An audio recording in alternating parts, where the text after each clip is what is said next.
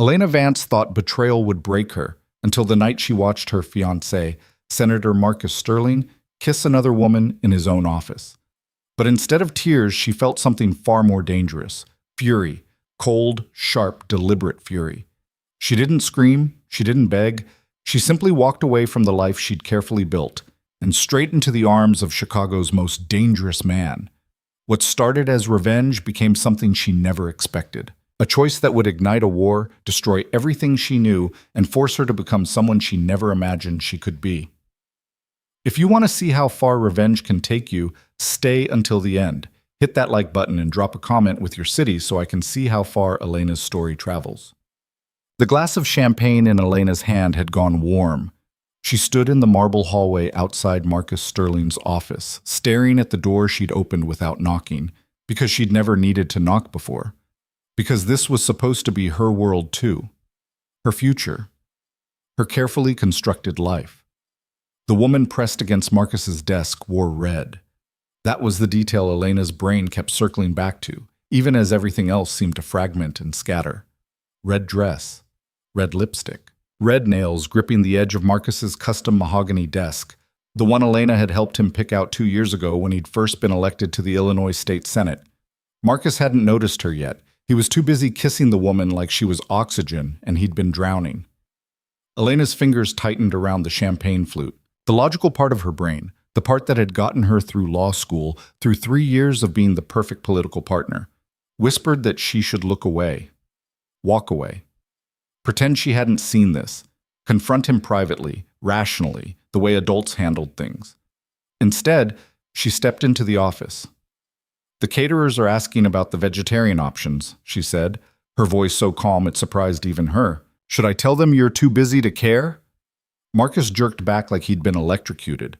The woman, younger than Elena, of course, because they always were, let out a small gasp and tried to straighten her dress. Her lipstick was smeared.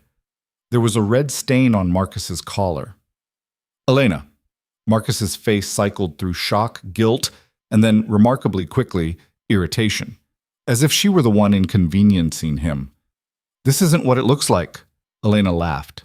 The sound came out sharp and brittle. "Really, Marcus? Because it looks like you're fucking someone who isn't your fiancé in the office, where we're currently hosting a fundraiser for your re-election campaign. But please tell me what it actually is. I'm fascinated." The woman grabbed her clutch and practically ran for the door. Elena didn't move, didn't give her an inch of space. Let her squeeze past. Let her feel the humiliation of being caught. When they were alone, Marcus had the audacity to look wounded. "You don't understand the pressure I'm under," he started, and Elena felt something inside her chest crack open, not with pain, but with a cold, clarifying rage. "Don't." She held up one hand. Her engagement ring, 3 carats, princess cut, exactly what a senator's wife should wear, caught the light. "Don't insult me by making this about stress or loneliness or whatever excuse you've already prepared. Elena, if you would just listen." "I have listened. For 3 years I've listened. I gave up my career, Marcus. I stepped back from the firm because you needed a partner who could focus on your ambitions. I've smiled at donors who grab my ass and laugh at jokes that make me want to scream. I've been exactly what you needed me to be." Her voice was rising now, the careful control starting to fracture. She set the champagne glass down on the desk, right where the woman had been sitting, and twisted the engagement ring off her finger. "Elena, don't be dramatic." She threw the ring at him. It bounced off his chest and skittered across the floor. "You want dramatic?" The laugh that came out of her was wild, unhinged. "I'll show you dramatic." She turned and walked out, leaving the door open behind her. The fundraiser was still going strong. 100 donors in designer suits and cocktail dresses, all of them believing in Marcus Sterling's bright political future. She could hear the string quartet, the polite laughter, the clink of glasses. She should slip out quietly, go home, call her mother, cry into a bottle of wine like a normal person.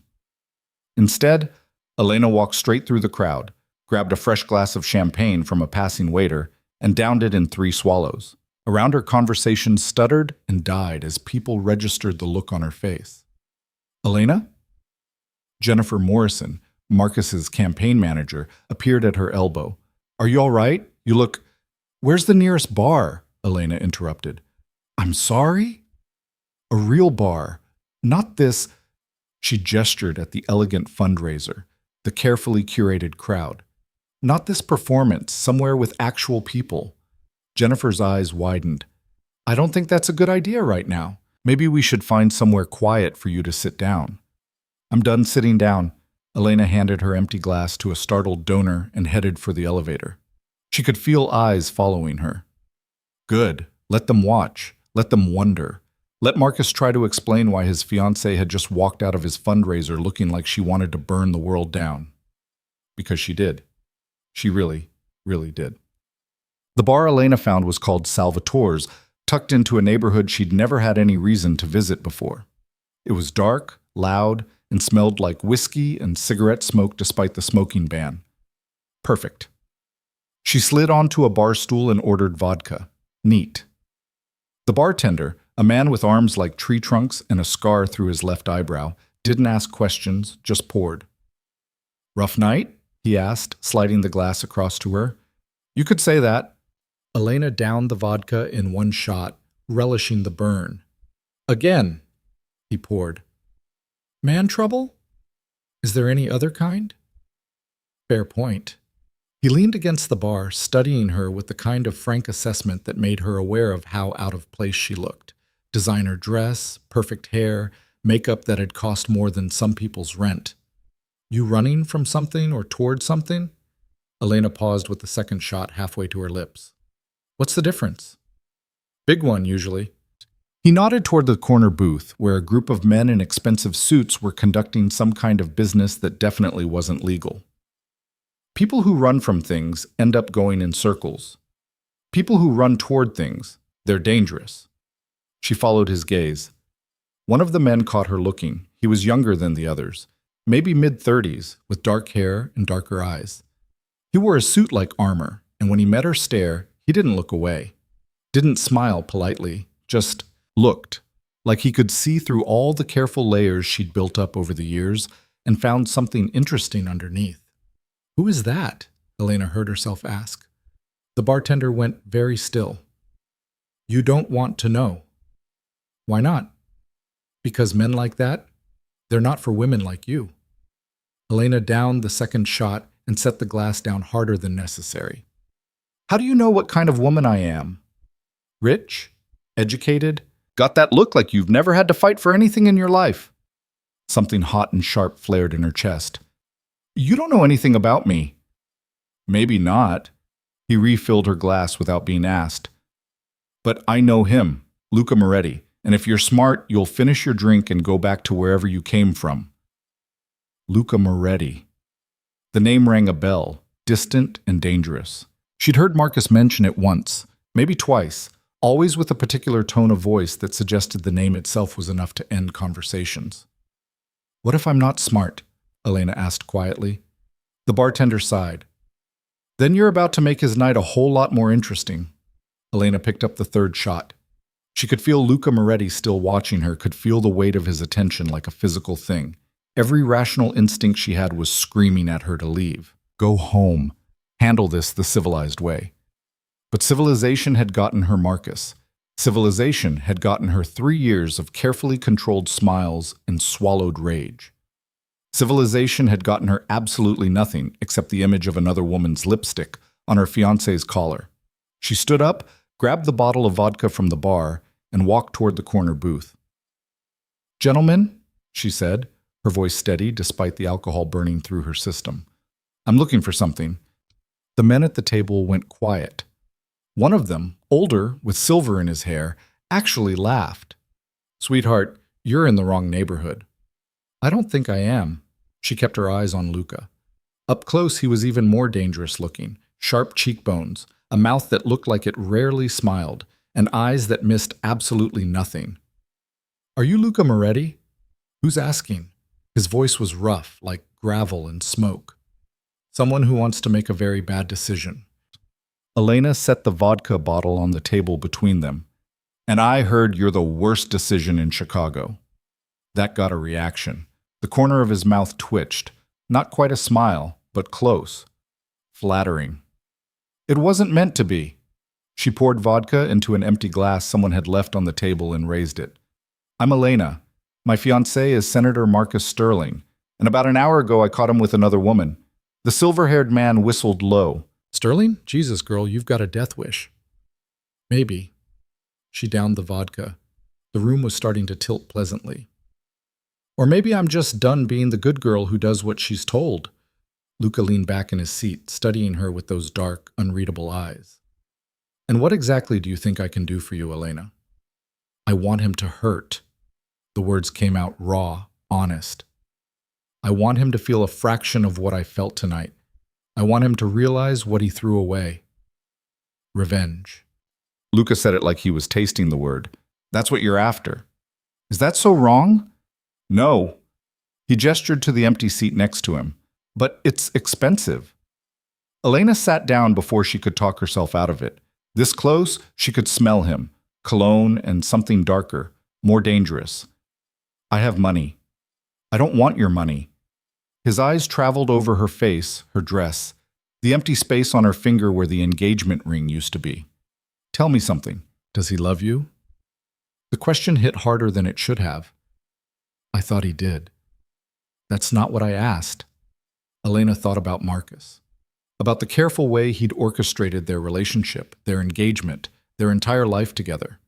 How it had always felt a little too perfect, a little too controlled, like she was a piece on his political chessboard rather than a person.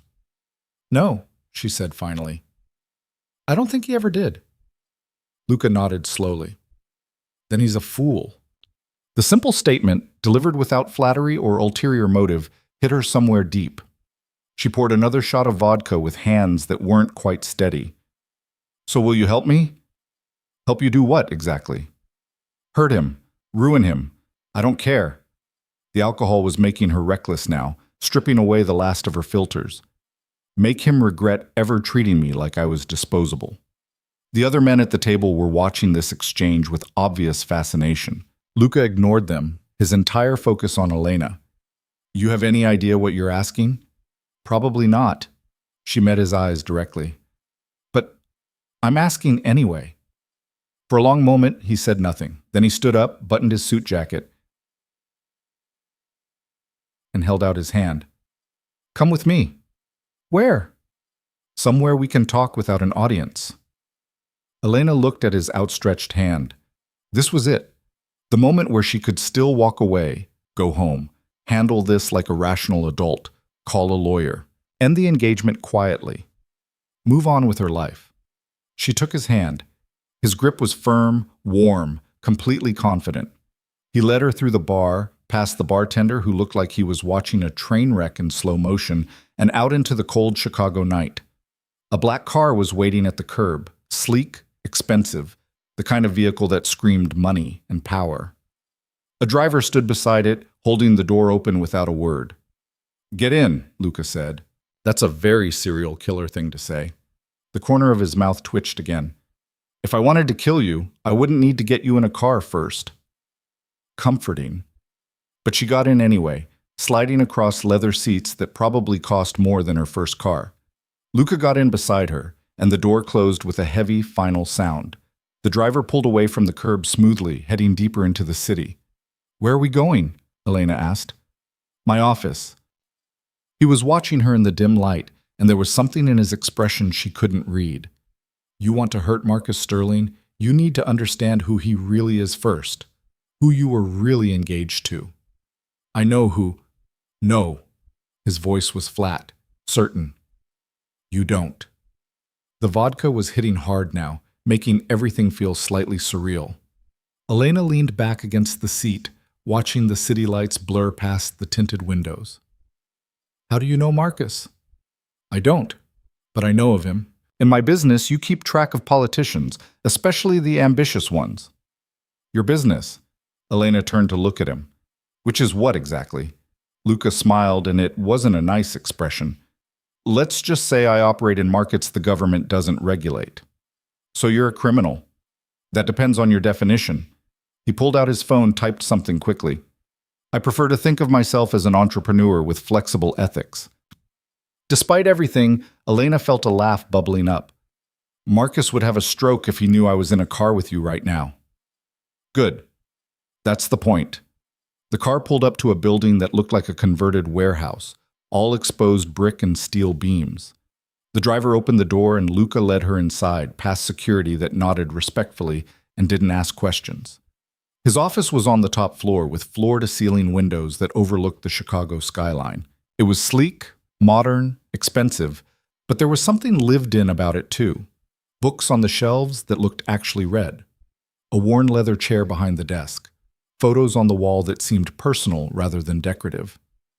"Sit," Luca said, gesturing to a sofa while he moved to a bar cart. "You want coffee or more alcohol?" "Coffee's probably smart." "Smart isn't what brought you here tonight." But he poured coffee anyway, added cream without asking how she took it. "You've been crying."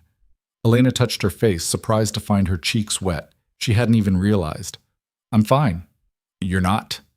He handed her the coffee and sat down in the chair across from her, elbows on his knees. "But you will be." "How can you possibly know that?" "Because I've seen that look before. That I'm done being what everyone else needs me to be look." He leaned back, studying her. "You're not here for revenge." "Not really." "Then why am I here?" "You're here because you want permission to burn it all down." His eyes were intense, unflinching. "And you think I'm the kind of person who will hand you the matches." Elena set down the coffee with shaking hands. "Are you?" "That depends." Luca stood up, moved to the windows, looked out at the city spread below them. "What are you willing to lose?" "I've already lost everything that mattered." "No." He turned to face her. "You've lost everything that Marcus made matter. There's a difference." The truth of that statement hit like a physical blow. For 3 years, her entire world had revolved around Marcus, his campaign, his career, his needs, his image. She'd given up her partnership track at the law firm. She'd stopped seeing friends he didn't approve of. She'd become a carefully curated version of herself designed to complement his ambitions. "I don't even know who I am anymore," she whispered. "Without him." "Then maybe it's time to find out." Luca crossed back to her, and there was something almost gentle in his expression. "But here's what you need to understand, Elena. The world I operate in, it's not something you can just dip your toes into. You come into my world, you commit. There's no going back to your comfortable life afterward." "Maybe I don't want comfortable anymore." "Careful." His voice dropped lower. "You might actually mean that." Elena stood up, and the room swayed slightly. She was definitely drunk. "I do mean it. I meant it when I walked into that bar, and I mean it now. I want Marcus to hurt. I want him to see me with someone dangerous, someone he can't control, someone who terrifies him. I want him to realize that I'm not the amenable little political wife he thought he'd married." "And then what?" "I don't know." She was close enough to Luca now that she could see the faint scar above his left eye, could see the way his jaw tightened when she looked at him. "Maybe I don't care." "You should care." But he didn't step back. "Because once we do this, there's no undoing it. Marcus Sterling might be powerful, but he's also vindictive. And he has resources. So do you, apparently. Different kind of resources." Luca's hand came up, almost but not quite touching her face. "Mine come with a body count. The smart thing would be to run. To thank him for the coffee and the warning and get the hell out of this office, this building, this entire situation before it spiraled any further out of control. Instead, Elena heard herself say, "Show me." "Show you what?" "Whatever you have on Marcus. You said I don't know who I was engaged to. Prove it." For a moment, she thought he'd refuse. Then he moved to his desk, unlocked a drawer, and pulled out a folder. "You sure you want to see this?" "Yes." He handed it over. "Don't say I didn't warn you." Elena opened the folder and felt the floor drop out from under her. Photos, documents, bank records, the evidence of a life she'd never known Marcus was living, offshore accounts, payments to people with criminal records, photographs of him at private clubs she'd never heard of, with people she didn't recognize, women she didn't recognize. Not just one affair, dozens, going back years. Her hands were shaking so badly she almost dropped the folder. "How long have you had this?" "My people compiled it when I heard you were at the bar asking about me. I like to know who I'm dealing with." Her voice cracked. "He was doing this the whole time?" "Yes." Elena sank back onto the sofa, staring at the photographs. In one, Marcus was kissing a woman at what looked like a resort. In another, he was shaking hands with a man she recognized from news reports about organized crime. In a third, he was signing something that looked very much like a contract for illegal campaign contributions. "He's not just a cheater," she said slowly. "He's corrupt. Deeply." Luca sat down beside her, close enough that their shoulders almost touched. And if any of this became public, his career would be over. Elena looked up at him. "You're saying you could destroy him." "I'm saying we could destroy him." His eyes met hers. "If that's what you want." "What do you get out of it?" Luca smiled, and this time it was genuine, sharp and dangerous and thrilling. "Marcus Sterling has been a thorn in my side for 2 years. He's been pushing legislation that's bad for my business, making noise about cleaning up corruption in Chicago when he's as dirty as they come. Taking him down would be satisfying. So I'd be helping you. And I'd be helping you. It's called mutual benefit." He paused. "But there's a cost." "What kind of cost?" "If we do this, really do this, you have to commit. No backing out halfway through because you got scared or guilty or nostalgic for your old life. You stand with me, in public, and you let Marcus see exactly what he lost." Elena's heart was pounding. "You mean, I mean, you become mine, at least as far as the rest of the world is concerned." His eyes were dark, intense. "We make Marcus believe you've moved on with the most dangerous man in Chicago. We make him see you at events, at restaurants, living a life that has nothing to do with him. We make him jealous, paranoid, desperate. And then? And then we watch him destroy himself trying to get you back." It was insane, reckless, exactly the kind of thing the old Elena would never even consider. But the old Elena had ended up crying in a bar after catching her fiancé with another woman. The old Elena had given up everything for a man who saw her as nothing more than a useful accessory. "How long?" she asked. "As long as it takes." Luca's hand found hers, and his grip was warm, solid, real. "Could be weeks, could be months. But I promise you, Elena, when this is over, Marcus Sterling will regret every single choice that led him to lose you." Elena looked down at their joined hands. His were scarred, calloused, hands that had clearly seen violence. Hers were soft, manicured, the hands of someone who'd never had to fight for anything. Maybe it was time to change that. "Okay," she said quietly. "I'm in." "You're sure?" She met his eyes. Marcus wanted the perfect political wife, controllable, predictable, boring. Let's show him exactly how wrong he was about me. Luca's smile was slow, dangerous, and absolutely devastating. "Welcome to the dark side, Elena. Do you have a contract or something? Terms?" "Not that kind of arrangement." He stood up, pulling her with him. "But there are rules." "Such as?" "You don't lie to me. Ever. I don't care how bad the truth is." "You tell me." "Okay." "You don't try to play both sides. You're either with Marcus or with me, not both." "I'm with you." "And—" His thumb brushed across her knuckles. "You trust me, even when it's hard. Even when it looks like I'm making choices you don't understand. Can you do that?" Elena thought about it honestly. Could she trust this man she'd just met? This admitted criminal with his dangerous smile and his folder full of secrets?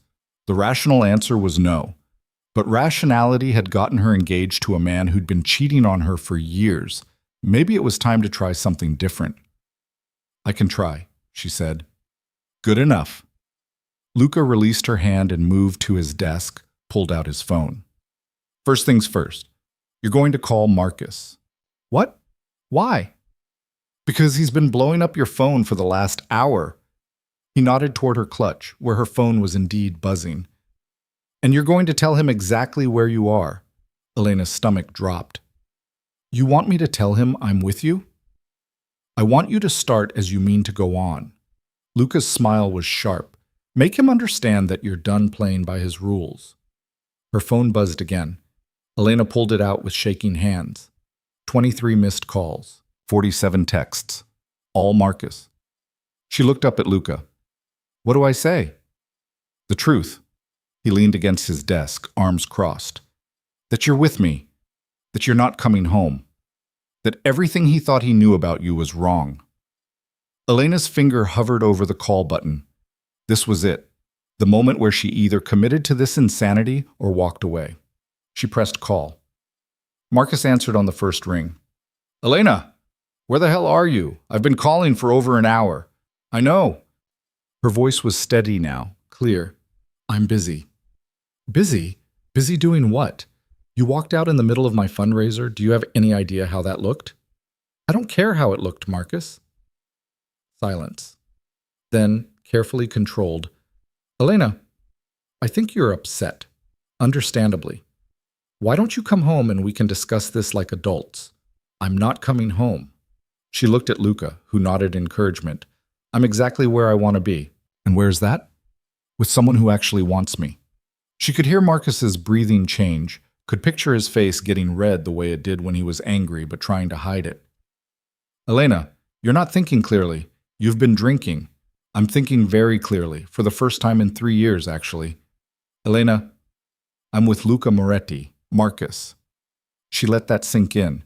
And I'm going to stay with him, so you can stop calling. The explosion was immediate. Luca Moretti? Are you fucking insane? Do you have any idea who that man is? What he does? Better than I knew who you were, apparently. Elena, listen to me very carefully.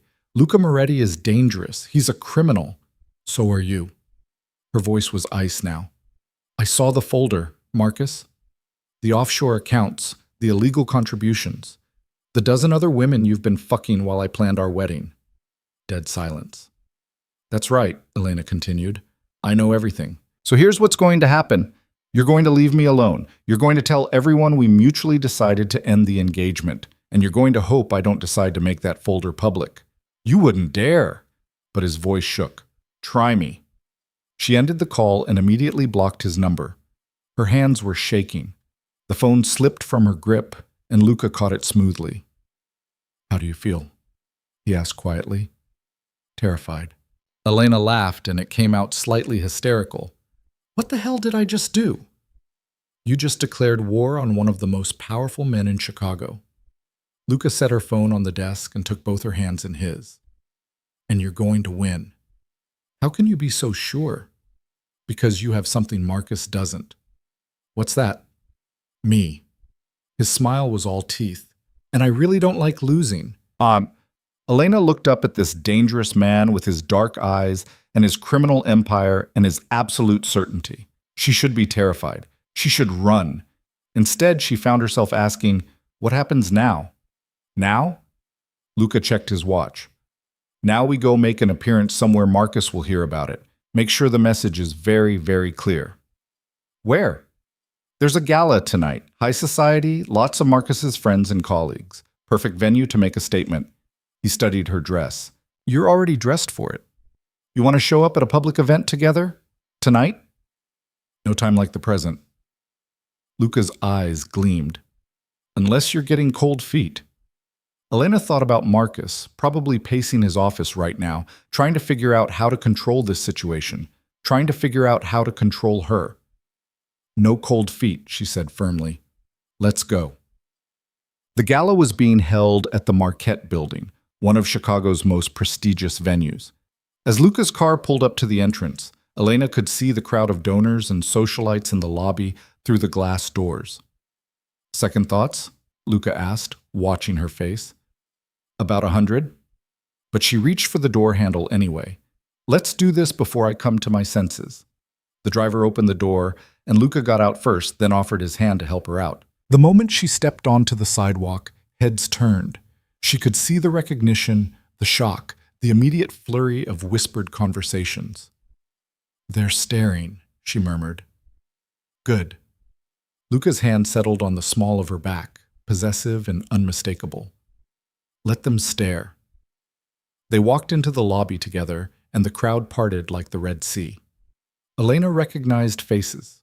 Marcus's colleagues, donors she'd smiled at 100 times, women she'd served on charity boards with. All of them were staring. Elena Vance, a familiar voice said. Jennifer Morrison, Marcus's campaign manager, was standing near the coat check looking like she'd seen a ghost. I didn't expect to see you here. Clearly, Elena's smile was sharp. Jennifer, this is Luca Moretti. Luca, Jennifer manages Marcus's campaign. Jennifer had gone pale. Mr. Moretti, I didn't realize that you and Elena, didn't you? Luca's smile was dangerous. How unfortunate. An awkward silence fell. Then Jennifer seemed to recover herself. If you'll excuse me, I should. She fled toward the ballroom. That was cruel, Elena said, but she was smiling. That was necessary. Luca guided her toward the ballroom entrance. By tomorrow morning, everyone in Marcus's orbit will know you've moved on. The question is whether you're ready for what comes next. What comes next? Marcus isn't going to take this lying down. He's going to fight back. Let him. Elena lifted her chin. I'm done being afraid of him. They entered the ballroom, and the effect was immediate. Conversations stopped. People turned. Elena could feel the weight of 100 stares, could see the shock and scandal and fascination on every face. Elena! A woman in a blue dress approached. Sarah Chen, someone Elena had considered almost a friend. I heard about you and Marcus. I'm so sorry. She stopped short when she saw Luca. Oh. Sarah? Elena kept her voice pleasant. This is Luca. We're together now.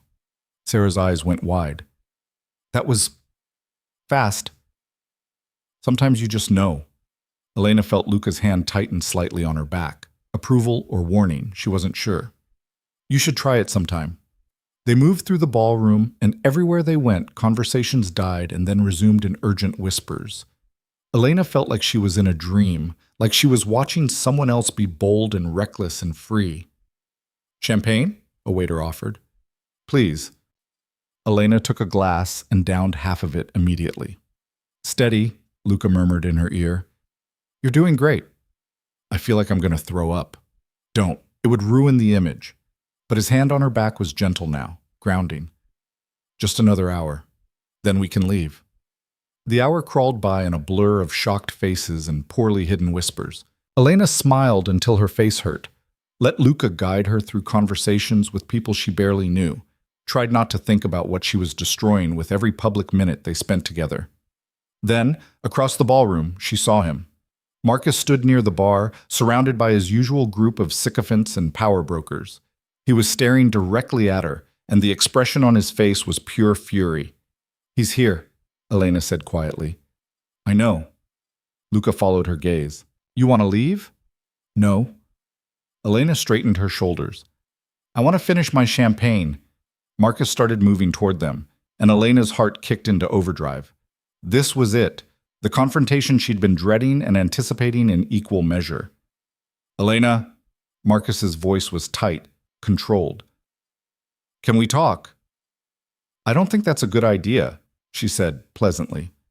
Privately, Marcus added, shooting a venomous look at Luca. Anything you want to say to me, you can say in front of Luca. Marcus's jaw worked. Fine. You want to do this publicly? Let's do this publicly. What the hell do you think you're doing? Living my life. With him? Marcus spat the word. Do you have any idea who he is? What he's involved in? Funny. Elena tilted her head. I was going to ask you the same thing. But I already know the answer, don't I? Thanks to that very interesting folder. Marcus went white. I don't know what you're talking about. Offshore accounts, illegal campaign contributions, a rather impressive list of extramarital affairs. Elena's voice was pleasant, conversational. Should I go on? People around them were definitely listening now. Marcus grabbed her arm. We're leaving. Now. Luca moved, fast as a snake. One moment Marcus was gripping Elena's arm. The next, Luca had his wrist in a hold that looked casual but made Marcus wince. She said no, Luca said quietly. I suggest you listen. Don't touch me. Marcus tried to pull away and couldn't. You have no idea who you're dealing with. Senator Marcus Sterling. Luca's smile was cold.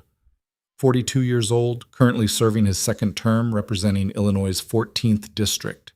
Married once before, divorced after 2 years, no children. Campaign contributions totaling $12 million last cycle, 60% of which came from sources you probably shouldn't be associating with. He released Marcus's wrist. Did I miss anything? Marcus rubbed his wrist, face flushed. You're threatening a state senator. I'm stating facts.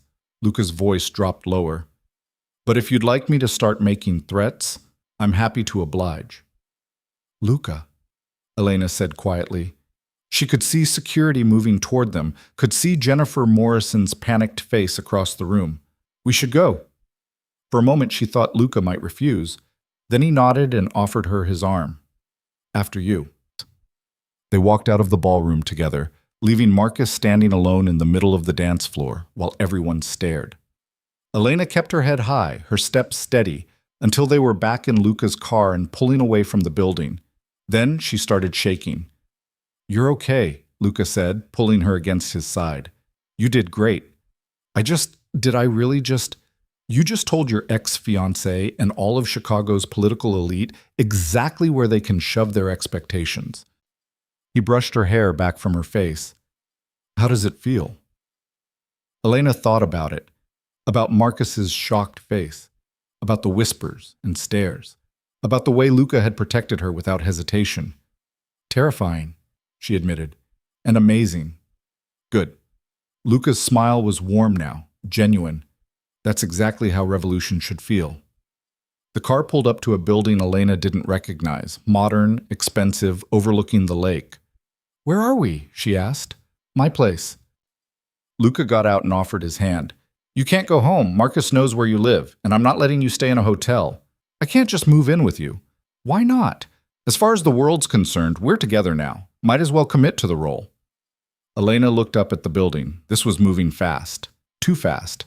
But then again, everything about tonight had been too fast. Might as well keep going. Okay, she said, but I'm taking the guest room. Whatever you want. Luca led her inside, past more security, into an elevator that required a key card. For tonight, at least. The penthouse was stunning, all windows and clean lines and spectacular views. But Elena barely noticed. The adrenaline was wearing off, leaving her exhausted and slightly dizzy. Bathroom's through there, Luca said, pointing. I'll find you something to sleep in. When she came out, he'd left a t-shirt and sweatpants on the bed. The guest room was bigger than her entire apartment, with its own bathroom and a king-sized bed that looked like heaven. Thank you, she said when she found Luca in the kitchen, making coffee. For tonight. For everything. We're just getting started. He handed her a mug. Tomorrow, Marcus is going to wake up to the news that you've moved on with Chicago's most dangerous criminal. He's going to panic. And panic makes people stupid. And then what? And then we wait for him to make his move. Luca leaned against the counter. He will, eventually. Men like Marcus can't stand losing, especially not to men like me. Elena wrapped her hands around the warm mug. What if I can't do this? What if I'm not strong enough? You walked away from your entire life tonight. You stood up to a powerful man in front of a room full of his allies. You chose chaos over comfort. Luca's eyes were intense. You're stronger than you think, Elena. You just needed someone to show you. Is that what you're doing? Showing me. I'm giving you options you didn't know you had. He set down his coffee. The rest is up to you. Elena looked at this dangerous man who'd somehow become her ally in the span of a few hours. Why are you really doing this? It can't just be about Marcus's legislation. Luca was quiet for a moment, then, when I was 23, I was engaged. Her name was Sophia. She was perfect, smart, beautiful, came from a good family. Everything I was supposed to want. What happened? I found out she was marrying me because her father told her to. Because I was useful, profitable, a good business connection. His jaw tightened. She didn't love me. Maybe she never did. But she would have married me anyway, lived that lie forever, because that's what was expected. I'm sorry. Don't be. I ended it. She married someone else. Everyone moved on. He looked at Elena. But I never forgot what it felt like, realizing I'd been just a means to an end, a stepping stone to something better. So you're helping me because I recognize the look in your eyes, that I just realized I was never really loved look. His smile was sad. Nobody should feel that way. Especially not someone like you. Elena's throat tightened. Someone like me? Someone real. Someone brave enough to burn it all down when burning it down is the only honest choice left. He straightened. Get some sleep, Elena. Tomorrow's going to be a long day. She wanted to say something else, wanted to ask more questions, but exhaustion was pulling at her. Good night, Luca. Good night. Elena went to the guest room and climbed into bed, still wearing Luca's clothes. They smelled like him, cologne and smoke and something else. Something that felt safer than it should. She should be afraid. She should be planning her exit strategy. She should be calling a lawyer or her mother or someone rational. Instead, she fell asleep thinking about Luca's hand on her back, solid and sure, while Marcus's entire world had crumbled around him. Tomorrow would bring consequences. But tonight she'd been brave. And brave felt better than she'd ever imagined. Elena woke to sunlight streaming through unfamiliar windows and the disorienting sensation of not knowing where she was. For a moment she lay still, staring at the ceiling, trying to piece together why she was in a strange bed, wearing men's clothing that smelled like expensive cologne. Then it all came rushing back. Marcus. The woman in red. The bar. Luca Moretti. The gala. The look on Marcus's face when she'd walked out with Chicago's most dangerous criminal. Oh, God, she whispered to the empty room. What did I do? Her phone was on the nightstand. Luca must have brought it in while she was sleeping. She picked it up with shaking hands and immediately wished she hadn't. 347 notifications. Texts, emails, missed calls, social media mentions. Her mother had called 16 times. Her best friend Ashley had sent a string of increasingly panicked messages. And the news alerts: Senator Sterling's fiancé spotted with notorious crime boss. Elena Vance makes shocking public appearance after broken engagement. Political scandal rocks Chicago elite. Elena dropped the phone like it had burned her. This was real. This was actually happening. She'd made herself front-page news by hooking up with, well, not hooking up exactly, but everyone would think that, with a man Marcus had literally called a criminal to her face. There was a knock on the door. You alive in there? Luca's voice was surprisingly gentle. Barely. Elena pulled the blanket over her head. Please tell me this is all a nightmare. The door opened. Sorry. It's real. But I brought coffee, so there's that. She emerged from the blanket to find Luca standing in the doorway holding 2 mugs. He was dressed more casually than last night. Dark jeans, a black t-shirt that showed off arms that definitely saw regular gym time. Without the suit armor, he looked younger. Almost normal. Almost. How bad is it? She asked, taking the coffee he offered. On a scale of 1 to 10? Luca sat down in the chair by the window. About a 7, could be worse. How could it possibly be worse? The photos could have been more damaging. As it is, they just show us walking together. Nothing scandalous. He pulled out his phone and showed her. The image was grainy but clear enough. Elena in her designer dress, Luca's hand on her back, both of them looking like they belonged together. Marcus must be losing his mind, she said quietly. He is. I've had 3 calls from his people this morning already. 2 offering money if I end this farce immediately. 1 threatening legal action for defamation. Elena's head snapped up. Legal action? For what? For suggesting he's corrupt, apparently, which is hilarious considering I have receipts. Luca's smile was sharp. But that's his play. Threaten, intimidate, control. It's what he's good at. What did you tell them? I told them to have Marcus call me himself if he wants to negotiate. He won't, of course. Too proud. Luca stood up, moved to the window. The view was spectacular. Lake Michigan stretching out endlessly, the city spread below them like a kingdom. But he will make his next move soon, probably today. Elena sipped her coffee, trying to ignore the way her stomach was churning. What do you think he'll do? Go after your reputation, paint you as unstable, vindictive. Maybe claim you're being manipulated or coerced. Luca turned to face her. The question is whether you're ready to fight back. I don't know how. Yes, you do. You're a lawyer, Elena. You understand strategy, leverage, public perception. You just need to stop thinking like his fiancé and start thinking like his opponent. The word opponent sent a chill through her. This wasn't a breakup. This was war. I'm not sure I can. Her phone rang. Her mother. Again. You should answer that, Luca said quietly. She's worried. Elena looked at the phone like it was a live grenade. She's going to freak out. Probably, but she deserves to hear it from you, not the news. He was right. Elena took a deep breath and answered. Hi, Mom. Elena Marie Vance. Her mother's voice was shrill, panicked. What on earth is going on? I've been calling you for hours. The news is saying you and Marcus broke up, that you're with some criminal. Mom, breathe. Don't tell me to breathe. Tell me what's happening. Elena closed her eyes. Marcus and I are over. I caught him with another woman. Multiple other women, actually, and I'm staying with a friend while I figure out my next steps. A friend who runs an organized crime syndicate? He's not. Elena stopped. Actually, she had no idea what Luca did or didn't run. It's complicated. Complicated? Elena, this man is dangerous. Everyone knows what he is. And what about what Marcus is? Elena's voice rose despite herself. Did you know he's been cheating on me for years? That he's taken illegal campaign contributions? That our entire relationship was a lie? Silence. Then more quietly. I knew he wasn't perfect. You knew? I suspected he might be stepping out. But honey, all men do that. It's just part of… No. Elena stood up, started pacing. No, Mom.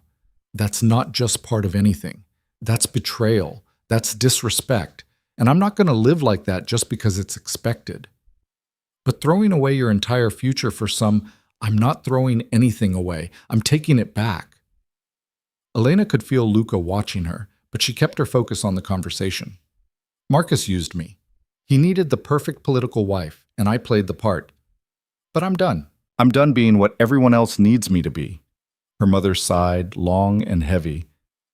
You sound different. I am different. Is he there? This Moretti man? Elena glanced at Luca. Yes. Put him on. Mom, I want to talk to him. Now. Elena held out the phone to Luca, who raised an eyebrow. Your mother wants to talk to you, she said helplessly. Luca took the phone with the expression of a man walking into a gunfight. Mrs. Vance, it's a pleasure.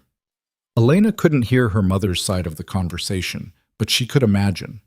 Luca listened for a long moment, his expression neutral. I understand your concern, he said finally, but I can assure you Elena is here of her own free will. She can leave whenever she wants. Yes, ma'am, I'm aware of my reputation. Actually, most of it is exaggerated, but I appreciate the thorough research. No, I have no intention of… He stopped, listened, and then something surprising happened. He smiled. You know what, Mrs. Vance? I like you. You're direct. I respect that. He listened for another moment, then handed the phone back to Elena. She wants to talk to you again. Mom? Elena said cautiously. He sounds dangerous, her mother said, but also polite, which is more than I can say for Marcus half the time. Elena blinked. What? I'm not saying I approve. I'm saying be careful. But also, if you're going to burn your life down, at least you pick someone who says, ma'am. A pause. And Elena? For what it's worth, I never really liked Marcus anyway. Too controlling. I just thought you loved him. Elena's throat tightened. I thought I did too. Come see me when you're ready. We'll talk properly. And maybe I'll get to meet Mr. Moretti in person. You want to meet him? I want to make sure he knows what will happen if he hurts my daughter. Her mother's voice turned steel. I might not run a crime syndicate, but I know people too. Despite everything, Elena laughed. I love you, Mom. I love you too, baby. Be safe. Elena hung up and found Luca looking at her with undisguised amusement. Your mother threatened me. She's protective. I noticed. She also did a remarkably thorough background check on me, and he checked his watch. Approximately 8 hours. I'm impressed. What did she find? Probably more than you want to know. Luca moved toward the door. Get dressed. We have a meeting in an hour. Meeting with who? My lawyer. If we're doing this, we're doing it right. That means protecting you legally from whatever Marcus is planning. Elena looked down at herself, still in Luca's oversized clothes, her hair a mess, her makeup from last night smeared under her eyes. I don't have any clothes here. Already handled. Luca opened the door to reveal several garment bags hanging in the hallway. I had my assistant pick some things up this morning. Should be your size. Elena stared at the bags. How did you know my size? I pay attention. His smile was quick. Get ready. We leave in 45 minutes. The clothes were perfect, designer labels, exactly her style, all in her size, which should have been comforting but was actually slightly unsettling. How much did Luca Moretti pay attention exactly? She showered quickly, applied minimal makeup, and chose a navy suit that felt like armor. When she emerged, Luca was waiting by the elevator, also suited up, looking every inch the dangerous businessman he was. Ready? He asked. No, but let's go anyway. The lawyer's office was in a sleek high-rise downtown. Luca's attorney turned out to be a woman in her 50s named Diana Cross, with sharp eyes and a handshake that could crack bones. Ms. Vance, she said, gesturing to a chair. I've been briefed on your situation. Congratulations on the engagement ending. Marcus Sterling is a piece of work. Elena blinked at the bluntness. Thank you. Don't thank me yet. We have a lot to discuss. Diana sat down behind her desk, pulled out a legal pad. First things first. Do you have any joint assets with Sterling? No, we kept our finances separate. Good. That makes things simpler. What about gifts, jewelry, property, anything of significant value he might claim ownership of? Elena thought about the engagement ring, currently lying on Marcus's office floor. Nothing I kept. Excellent. Now, the bad news. Diana leaned forward. Sterling's team has already started a whisper campaign suggesting you're emotionally unstable. They're painting you as a vindictive ex who's using Luca here to get revenge. How do you know this? Because I have people everywhere, and Sterling's people aren't subtle. Diana smiled grimly. They've also threatened to release a statement claiming you misappropriated campaign funds during the engagement. Elena's blood went cold. That's a lie. Of course it's a lie. But it's a lie that will stick in people's minds even after it's disproven. That's how reputation destruction works. Diana turned to Luca. Which is where you come in. What do you need? Luca asked. Access to that folder you showed her. All of it. If Sterling wants to play dirty, we'll bury him in his own dirt. Done. Diana turned back to Elena. Here's the reality, Ms. Vance. This is going to get ugly. Sterling is going to come after you with everything he has. He's going to try to destroy your reputation, your career prospects, maybe even your personal relationships. Are you prepared for that? Elena thought about the news articles, her mother's panic, the hundreds of people who now thought they knew her life story based on one photograph. I don't really have a choice, do I? There's always a choice. You could apologize publicly, claim temporary insanity, go back to Marcus with your tail between your legs. Diana's eyes were hard. But something tells me that's not who you are. It's not. Good. Then we fight. Diana started making notes. I'll draft a statement for you to release. Measured, calm, taking the high road. Meanwhile, we quietly start leaking Sterling's indiscretions to friendly journalists. Nothing traceable back to you, but enough to shift the narrative. Isn't that blackmail? Elena asked. It's strategic information sharing. Diana's smile was sharp. Welcome to politics, Ms. Vance. It's even dirtier than criminal law. They spent the next 2 hours going over strategy, documentation, potential scenarios. By the time they left, Elena's head was spinning with legal terms and tactical considerations. You okay? Luca asked as they got back in the car. I feel like I just signed up for a war I don't know how to fight. That's because you did. He gave the driver an address Elena didn't recognize. But you're not fighting alone. Where are we going now? Lunch? You need to eat, and I need to show you something. The restaurant was small, tucked into a neighborhood that Elena had definitely never visited before. The moment they walked in, conversation stopped. Men at the bar turned to look. A woman wiping down tables straightened up, her eyes going wide. Mr. Moretti, she said, her accent thick. Italian, Elena thought. We didn't know you were coming. spontaneous visit, Rosa. Luca's entire demeanor had changed, warmer, more relaxed. Is my uncle here? In the back. I'll get him. They were led to a private room where an older man was sitting at a table covered in ledgers. He looked up when they entered, and his face split into a genuine smile. Luca, you bring a beautiful woman to our restaurant and don't call ahead? Your mother would be ashamed. My mother would be thrilled I'm bringing anyone.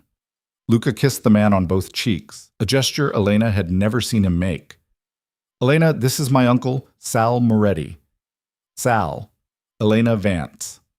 Sal took Elena's hand gently. Ah, yes. The senator's fiancé. Or should I say, ex-fiancé? Ex, Elena confirmed. Good. That man is a stronzo. Please sit. Rosa will bring food. They sat, and within minutes the table was covered in dishes, pasta, bread, wine, more food than 3 people could possibly eat. Luca doesn't bring women here, Sal said conversationally, loading Elena's plate with rigatoni. So you must be special. Uncle, what? I'm just saying. Sal winked at Elena. This place, it's been in our family for 40 years. Luca's grandfather started it. Now I run it, and someday, maybe Luca's children will run it. Elena glanced at Luca, who was studiously focused on his food. Luca has told me very little about his family. Of course not. He likes to be mysterious, Sal laughed. But there's not so much mystery. We're from Naples originally, came here with nothing, built something, not always legal, but always family. Sal, Luca said warningly. What? She's with you now. She should know who we are. Sal turned to Elena. You know what Luca does, yes? I know he's involved in things the government doesn't approve of. Ha! Diplomatic. I like her, Luca. Sal poured more wine. My nephew. He's a good man. Maybe not good by the law's definition, but good where it counts. He takes care of people, protects them. You understand? Elena thought about Luca's hand on her back at the gala, the way he'd stepped between her and Marcus without hesitation. I think so. Good, because he's protecting you now, and when a Moretti protects someone, it's serious business. Sal raised his glass. To new beginnings and old scores settled. They drank, and Elena felt something shift inside her. This wasn't just about revenge anymore. She'd stepped into Luca's world, really stepped into it. These people, this family, they were part of the package. Why did you bring me here? She asked Luca quietly while Sal was yelling at someone in the kitchen. Because you should know who I really am. Not the version Marcus warned you about, or the version the news writes about. The real version. His eyes were serious. You're taking a huge risk being associated with me. You deserve to know what you're getting into. And what am I getting into? A family that's loud, chaotic, and will probably drive you crazy, but also a family that protects its own with everything it has. He paused. If you want to be part of that. Elena looked around the restaurant, at Sal arguing passionately in Italian, at Rosa laughing at something he said, at the photos on the walls showing decades of family gatherings and celebrations. It was so different from Marcus's world of careful control and image management. It was messy and loud and real. I think I might, she said softly. Luca's smile was slow, genuine. Good, because Uncle Sal already likes you, and he's the hardest sell in the family. They stayed for another hour, eating and talking and laughing at Sal's increasingly outrageous stories about Luca's childhood. By the time they left, Elena felt lighter than she had in months, maybe years. Thank you, she said as they got back in the car, for showing me that. You needed to see that I'm not just... He stopped, seemed to struggle for words. That there's more to my life than the darkness Marcus probably told you about. He called you the most dangerous man in Chicago. I am. Luca's voice was matter-of-fact. But I'm other things, too. Before Elena could respond, his phone rang. He glanced at the screen and his expression hardened. It's one of my guys. Something's wrong. He answered, listened, and Elena watched his face go from concern to furious. When? How many? No, don't touch anything. I'm on my way. He hung up and leaned forward to the driver. The warehouse on 5th, now. What happened? Elena asked. Marcus made his move. Luca's jaw was tight. He sent people to one of my properties. They burned it down. Elena's stomach dropped. What? Is anyone hurt? No, it was empty, thank God. But it's a message. He looked at her, and there was something dark in his eyes. He's declaring war. The warehouse was still smoking when they arrived. Fire trucks and police cars blocking the street. Luca got out and headed straight for a man in a suit who was clearly in charge. Detective Ramirez, Luca said. What's the damage? The detective, a woman in her 40s with tired eyes, sighed. Total loss? Arson, obviously, but the accelerant was professional grade. This wasn't some random vandalism. I know who did it. I'm sure you do. But knowing and proving are different things, Moretti. She glanced at Elena. Who's this? A friend. A friend who's all over the news with you? Ramirez raised an eyebrow. You sure know how to pick them. Is there a point to this conversation? Luca's voice was ice. The point is, if you retaliate, I can't look the other way. Not with the spotlight that's on you right now. Ramirez moved closer, lowered her voice. I know Sterling's dirty. Half the department knows, but he's got friends in high places and you don't. So be smart about whatever you're planning. I'm always smart. That's what worries me. Ramirez turned to Elena. You're Elena Vance, right? The lawyer? Yes. Then talk some sense into him, because whatever he's about to do, it's going to end badly for someone. She walked away, leaving them standing in front of the ruined warehouse. I need to make some calls, Luca said tightly. Wait in the car. No.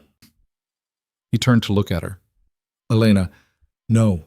This is my fault. Marcus did this because of me, so I'm not hiding in the car while you clean up my mess. It's not your mess. It's mine. This is my world, my business, and I'm part of it now. You said so yourself. Elena crossed her arms. So whatever you're planning, I'm involved. For a long moment, Luca just stared at her. Then, surprisingly, he laughed, harsh and humorless. You're serious? Completely. Lisa, you realize what you're saying? If I retaliate against Marcus, it won't be legal. It won't be civilized. It'll be exactly the kind of thing a criminal would do. I know. And you still want in? Elena thought about the warehouse, destroyed because Marcus was too proud to let her go, about all the other damage he'd probably done to people over the years, all the ways he'd abused his power, because no one could stop him. I still want in, she said firmly. Luca studied her for another moment, then pulled out his phone. Fine. But we do this my way. Understood? Understood. He made 3 calls in quick succession, his voice clipped and professional. Elena couldn't hear the other side of the conversations, but she watched Luca transform from the warm nephew at the restaurant into something harder, colder, more dangerous. When he was done, he turned to her. We're meeting some people tonight, people who can help us hit back at Marcus in ways that won't trace back to us. What kind of people? The kind you probably shouldn't ask too many questions about. He started walking back to the car. But they're loyal, and they're good at what they do. Which is what? Luca's smile was sharp as a knife. Making problems disappear. They drove to another nondescript building, this one in an industrial area that looked abandoned. But inside, there were a dozen men waiting, all of them armed, all of them watching Elena with undisguised curiosity. This is Elena, Luca said simply. She's with me. Treat her accordingly. The men nodded, and one of them, huge, scarred, with a Russian accent, grinned. So this is the woman causing all the trouble. Marcus Sterling must be shitting himself. Probably, Luca agreed. Dmitri, show us what you have. Dmitri spread out photographs on a table. Sterling's been busy. He's got private security at his house, his office, everywhere he goes. Professional guys, not just rent-a-cops. Expected, Luca said. What else? He's meeting with someone tomorrow, someone interesting. Dmitri tapped a photo of Marcus shaking hands with a man Elena didn't recognize. Anthony Ricci. You know this name? Luca went very still. Yeah, I know it. Who is he? Elena asked. Competition, Luca said flatly. Ricci runs the South Side. We have an understanding. He stays in his territory, I stay in mine. If Marcus is meeting with him, it means he's trying to turn my own people against me. Can he do that? He can try. Luca's expression was grim. But Ricci's smarter than Marcus thinks. He won't move without knowing all the angles. So what do we do? Dmitri asked. Luca was quiet for a long moment, staring at the photographs. Then, we remind everyone why they don't cross me. Elena, you still have access to Marcus's campaign office? My keycard might still work. He probably hasn't thought to deactivate it yet. Good. We're going to use that. For what? To plant evidence of his corruption where it'll actually do some damage. Luca turned to Dmitri. Can you get us clean copies of those offshore account records? No fingerprints, no traceable source? Easy. Then here's what we do. Well, Luca started outlining a plan that was brilliant and terrifying in equal measure. They'd use Elena's access to get into Marcus's office, plant evidence of his illegal activities where his own staff would find it, make it look like an internal leak rather than an external attack. Wait, Elena said. You want me to break into his office?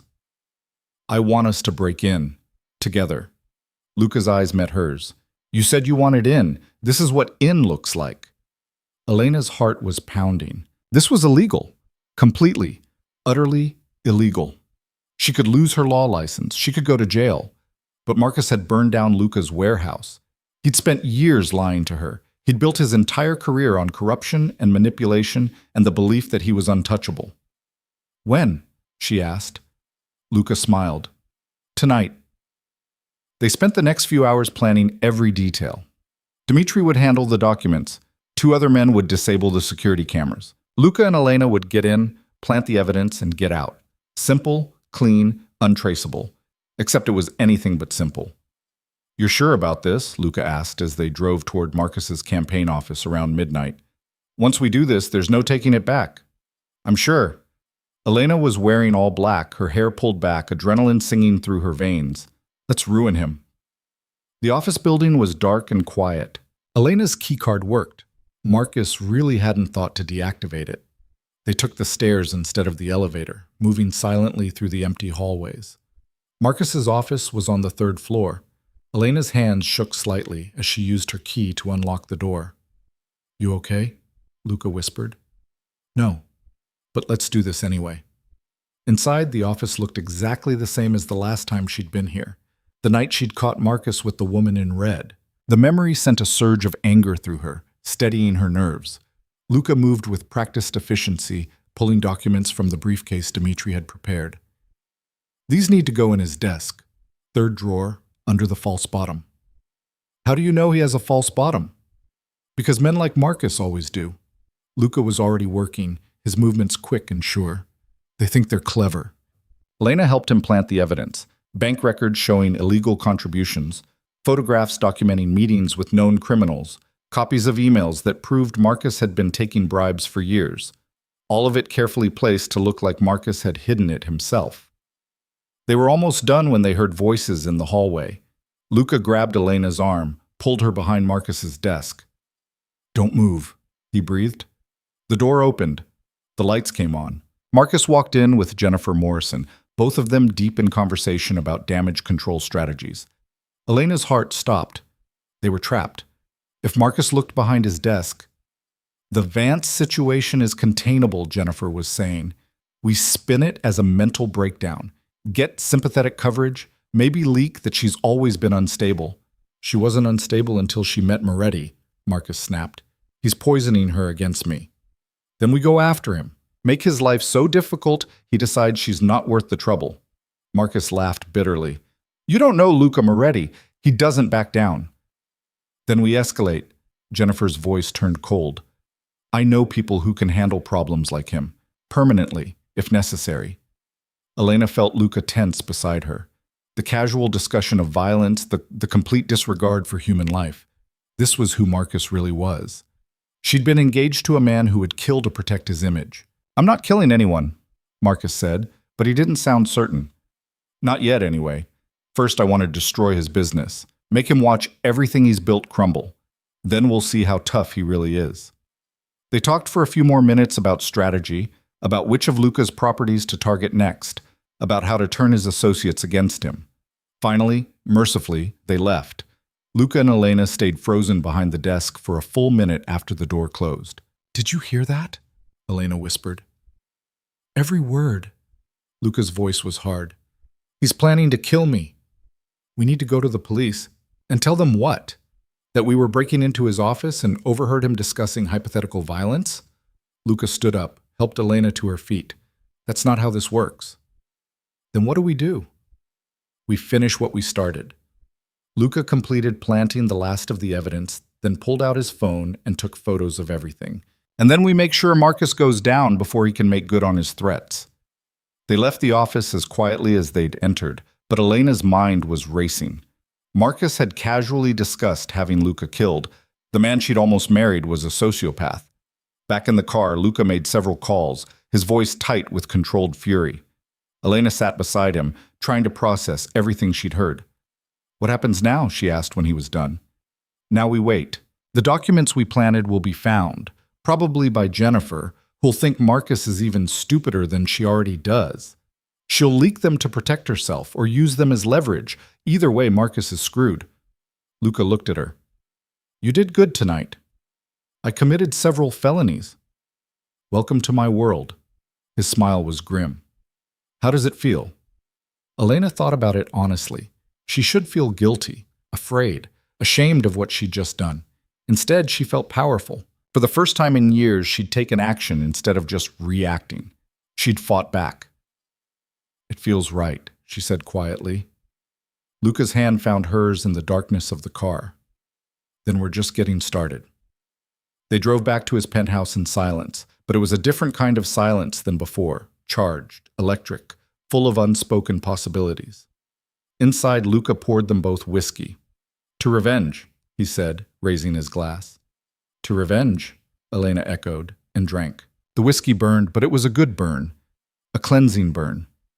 "You should get some sleep," Luca said. "Tomorrow's going to be intense." "I'm not tired." Elena set down her glass. I don't know what I am." "Wired. Adrenaline." Luca's eyes were dark. "It happens after operations." "Is that what that was? An operation?" "What else would you call it?" Elena laughed, slightly hysterical. "I don't know. A felony? A really bad decision? The dumbest thing I've ever done? Or the smartest?" Luca moved closer. "You took control of your life tonight. You fought back against a man who thought you were weak. How does that feel?" "Terrifying," Elena admitted, "and amazing, and wrong, and right, all at the same time." "That's power," Luca said softly. "Real power. Not the kind Marcus has, the kind that comes from money and connections, the kind that comes from being willing to do what others won't." Elena looked up at him. They were close now, close enough that she could see the flecks of gold in his dark eyes, could smell his cologne mixed with the smoke from the burned warehouse. "Is this part of the operation?" she asked. "Standing here like this?" "No." His voice was rough. "This is something else entirely." "What is it?" "Honest." His hand came up, cupped her face gently. "I want you, Elena. Not as part of some revenge scheme. Not as a way to hurt Marcus. I want you because you're brave and brilliant and you walked into my world without hesitation. But if you're not ready..." Elena kissed him. It wasn't smooth or romantic. It was desperate and messy and tasted like whiskey and smoke. But it was real. Finally, something real. Luca kissed her back like he'd been waiting for this, his hands in her hair, pulling her closer. Elena felt like she was falling and flying at the same time, like every careful rule she'd ever lived by was crumbling, and she didn't care. When they finally broke apart, they were both breathing hard. "That was..." Elena started. "Yeah," Luca agreed. They stood there for a moment, staring at each other. Then Elena laughed, really laughed, for the first time in what felt like forever. "I'm completely insane," she said. "Aren't I?" "Probably." Luca's smile was genuine, warm. "But so am I. We'll be insane together." Elena's phone buzzed. She ignored it. It buzzed again. And again. "You should check that," Luca said reluctantly. Elena pulled out her phone and her stomach dropped. The messages were from Ashley, her best friend who she hadn't spoken to in days. "Turn on the news," the first one said. "Now." Elena grabbed the remote, turned on the TV. The late-night news was on, and Marcus's face filled the screen. Senator Sterling held a press conference this evening, making shocking allegations against his former fiancée, Elena Vance. He claims she has been suffering from mental health issues and has become involved with known criminal Luca Moretti in an attempt to damage his political career. The screen cut to Marcus standing at a podium, looking appropriately concerned and hurt. "Elena is someone I cared about deeply," he was saying, "and it pains me to see her like this. I believe she's being manipulated by dangerous people. I'm asking anyone who knows her to reach out, to help her get the help she clearly needs." Elena felt like she'd been punched. "He's claiming I'm mentally ill?" "It's a standard play," Luca said, but his voice was tight with anger. "Discredit you, make you seem unstable." The news continued. Apparently Marcus had filed for a restraining order, claiming Elena had been harassing him and making threats. He'd also released a statement from a psychiatrist, someone Elena had never met, suggesting she might be experiencing a psychotic break. "This is insane," Elena breathed.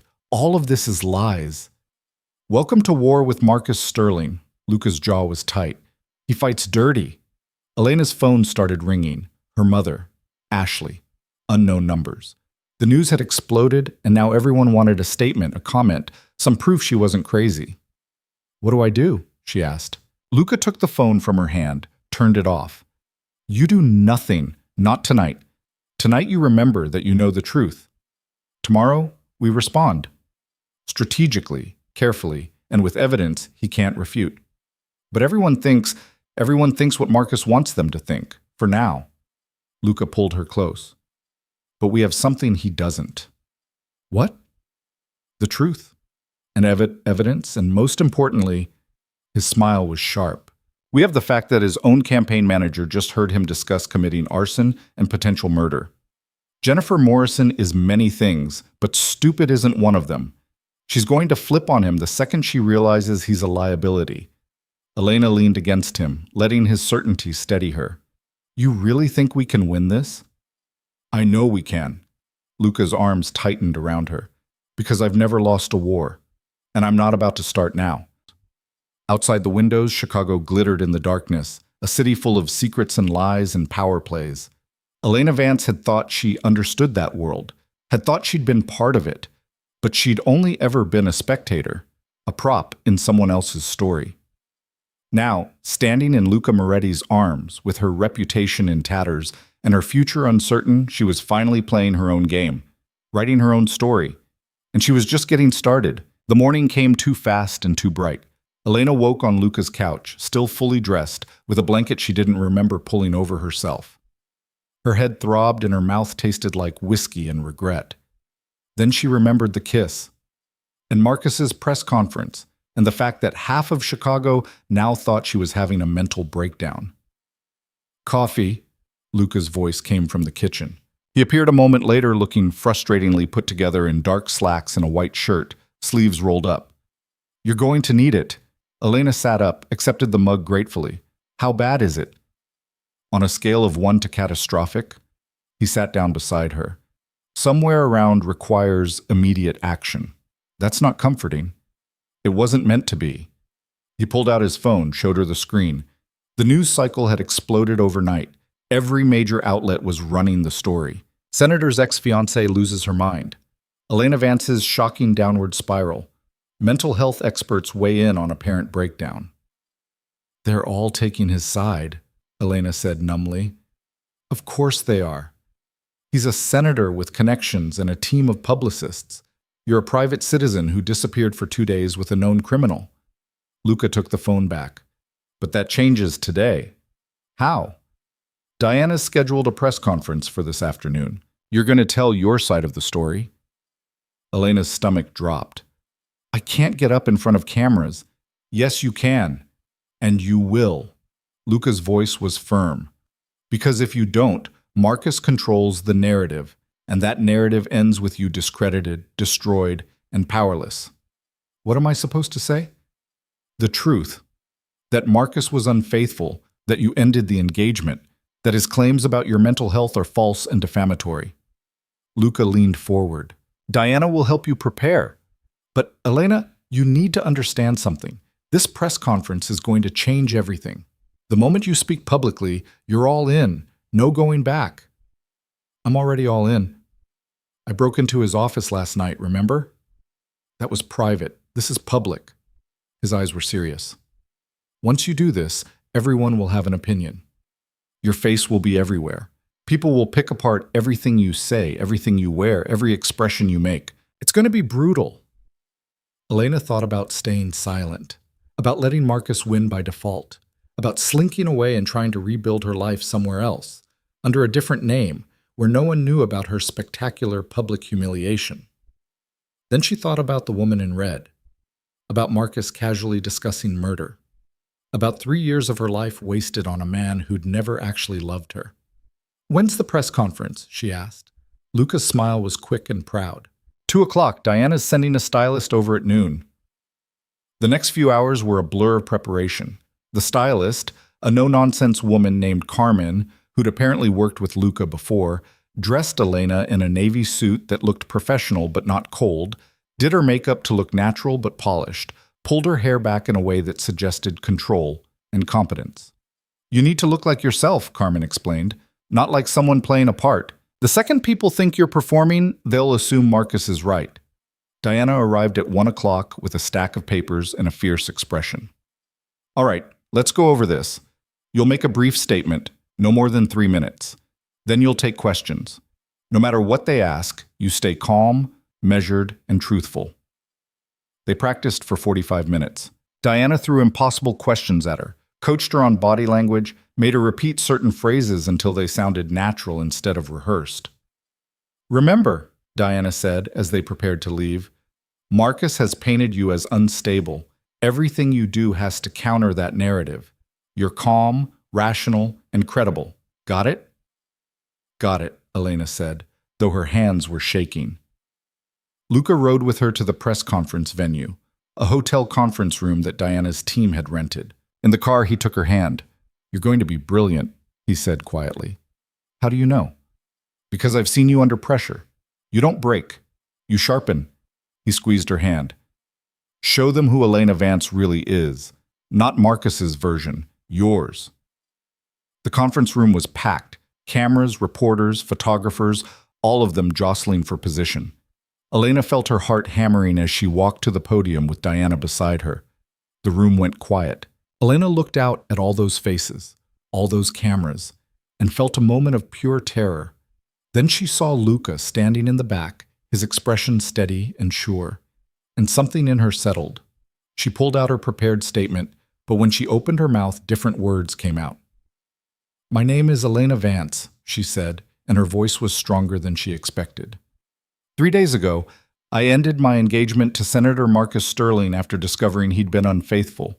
Not once, not twice, for years apparently, with multiple women. The room erupted, cameras flashed, reporters started shouting questions. Please, Diana said sharply, let her finish. Elena continued. Senator Sterling has since claimed that I'm mentally unstable, that I'm being manipulated, that I need help. But the truth is much simpler. I'm a woman who was lied to, who was used, and who decided she deserved better. She looked directly at the nearest camera. That's not a mental breakdown. That's self-respect. More shouting. Diana fielded questions with ruthless efficiency, only allowing the ones that gave Elena a chance to tell her story.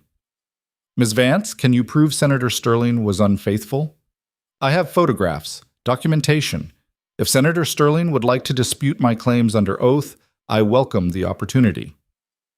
What's your relationship with Luca Moretti? Mr. Moretti is someone who's been kind to me during a difficult time. The senator's attempts to paint him as some kind of villain are just another manipulation tactic. Do you have any message for Senator Sterling? Elena paused. This wasn't in the prepared statement. Diana was making a cutting gesture, trying to get her to move on. But Elena ignored her. My message to Marcus is simple, she said, and her voice was ice now. You thought you could destroy me, paint me as crazy or vindictive or weak. But you underestimated me. You always did. and that's going to be your biggest mistake.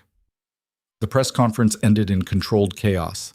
Diana hustled her out through a side door where Luca was waiting with the car. "You went off script," Diana said, but she was smiling. "Was that bad?" "It was perfect. That last line is going to be everywhere by tonight." She climbed into her own car. "Get some rest. Tomorrow's going to be even crazier." In Luca's car, Elena finally let herself breathe. "I can't believe I just did that." "I can." Luca was grinning. "You just declared war on Marcus Sterling in front of every news outlet in Chicago. It was beautiful." Elena's phone, turned back on for the press conference, was buzzing constantly.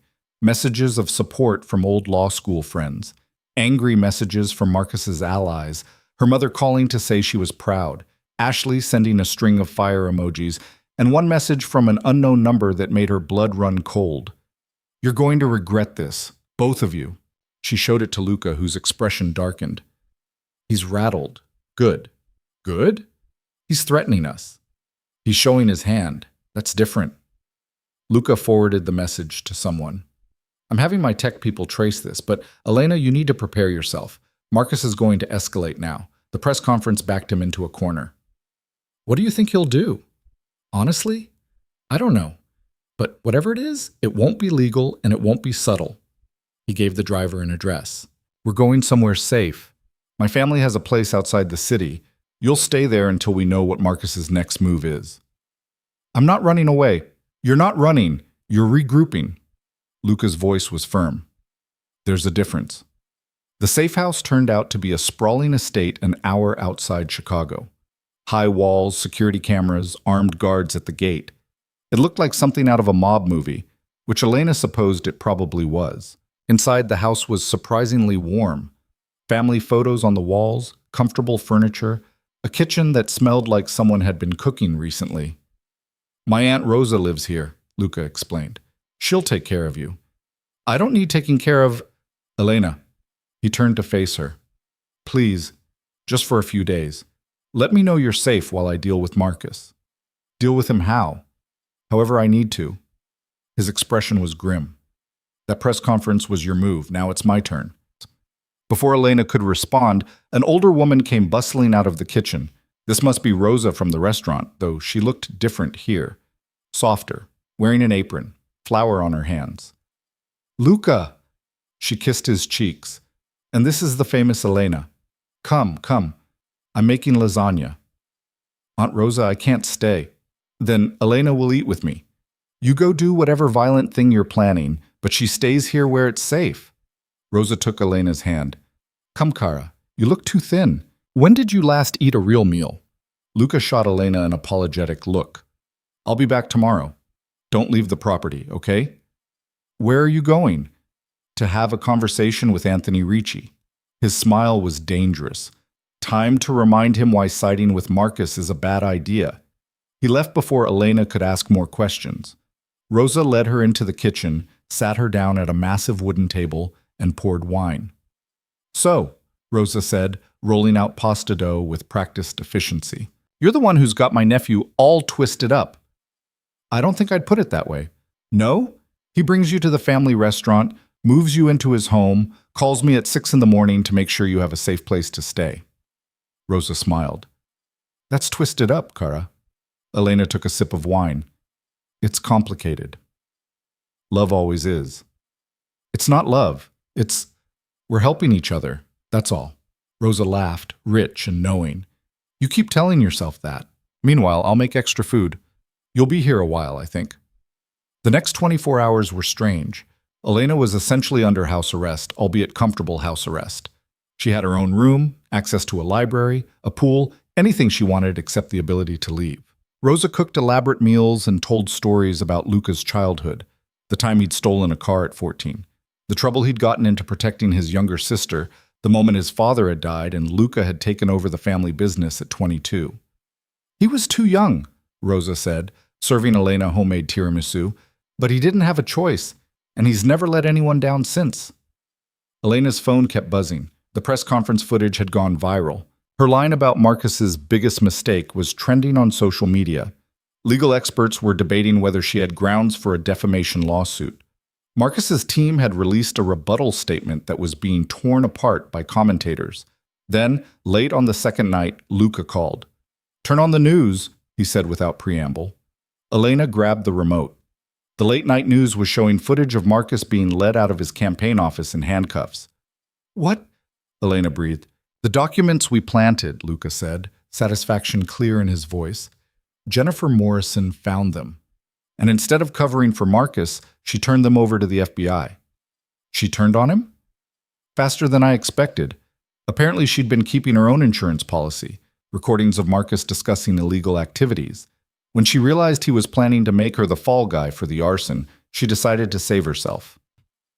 Elena watched Marcus on the screen, his face pale with shock, trying to cover his head as photographers swarmed. It should have felt triumphant. Instead, it felt surreal. "Is he going to prison?" she asked. "If the charges stick, yeah. Federal corruption charges, campaign finance violations, potentially arson and conspiracy to commit murder if Jennifer's recordings are as damaging as she claims." Luca paused. "You did it, Elena. You took down Marcus Sterling." "We did it?" "No, this was you. You walked away. You fought back. You didn't let him destroy you." His voice was warm. "I'm proud of you." Elena felt tears prickling her eyes. "When can I come back to the city?" "Tomorrow. Marcus is in federal custody, and his political career is over. You're safe now." But Elena didn't feel safe.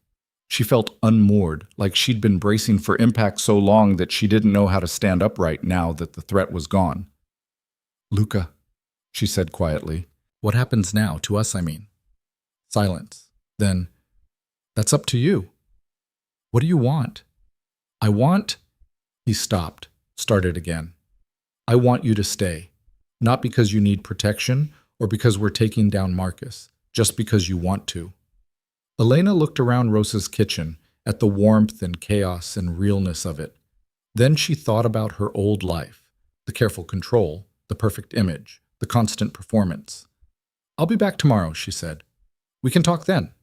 She hung up and found Rosa watching her with knowing eyes. "He told you he wants you to stay," Rosa said.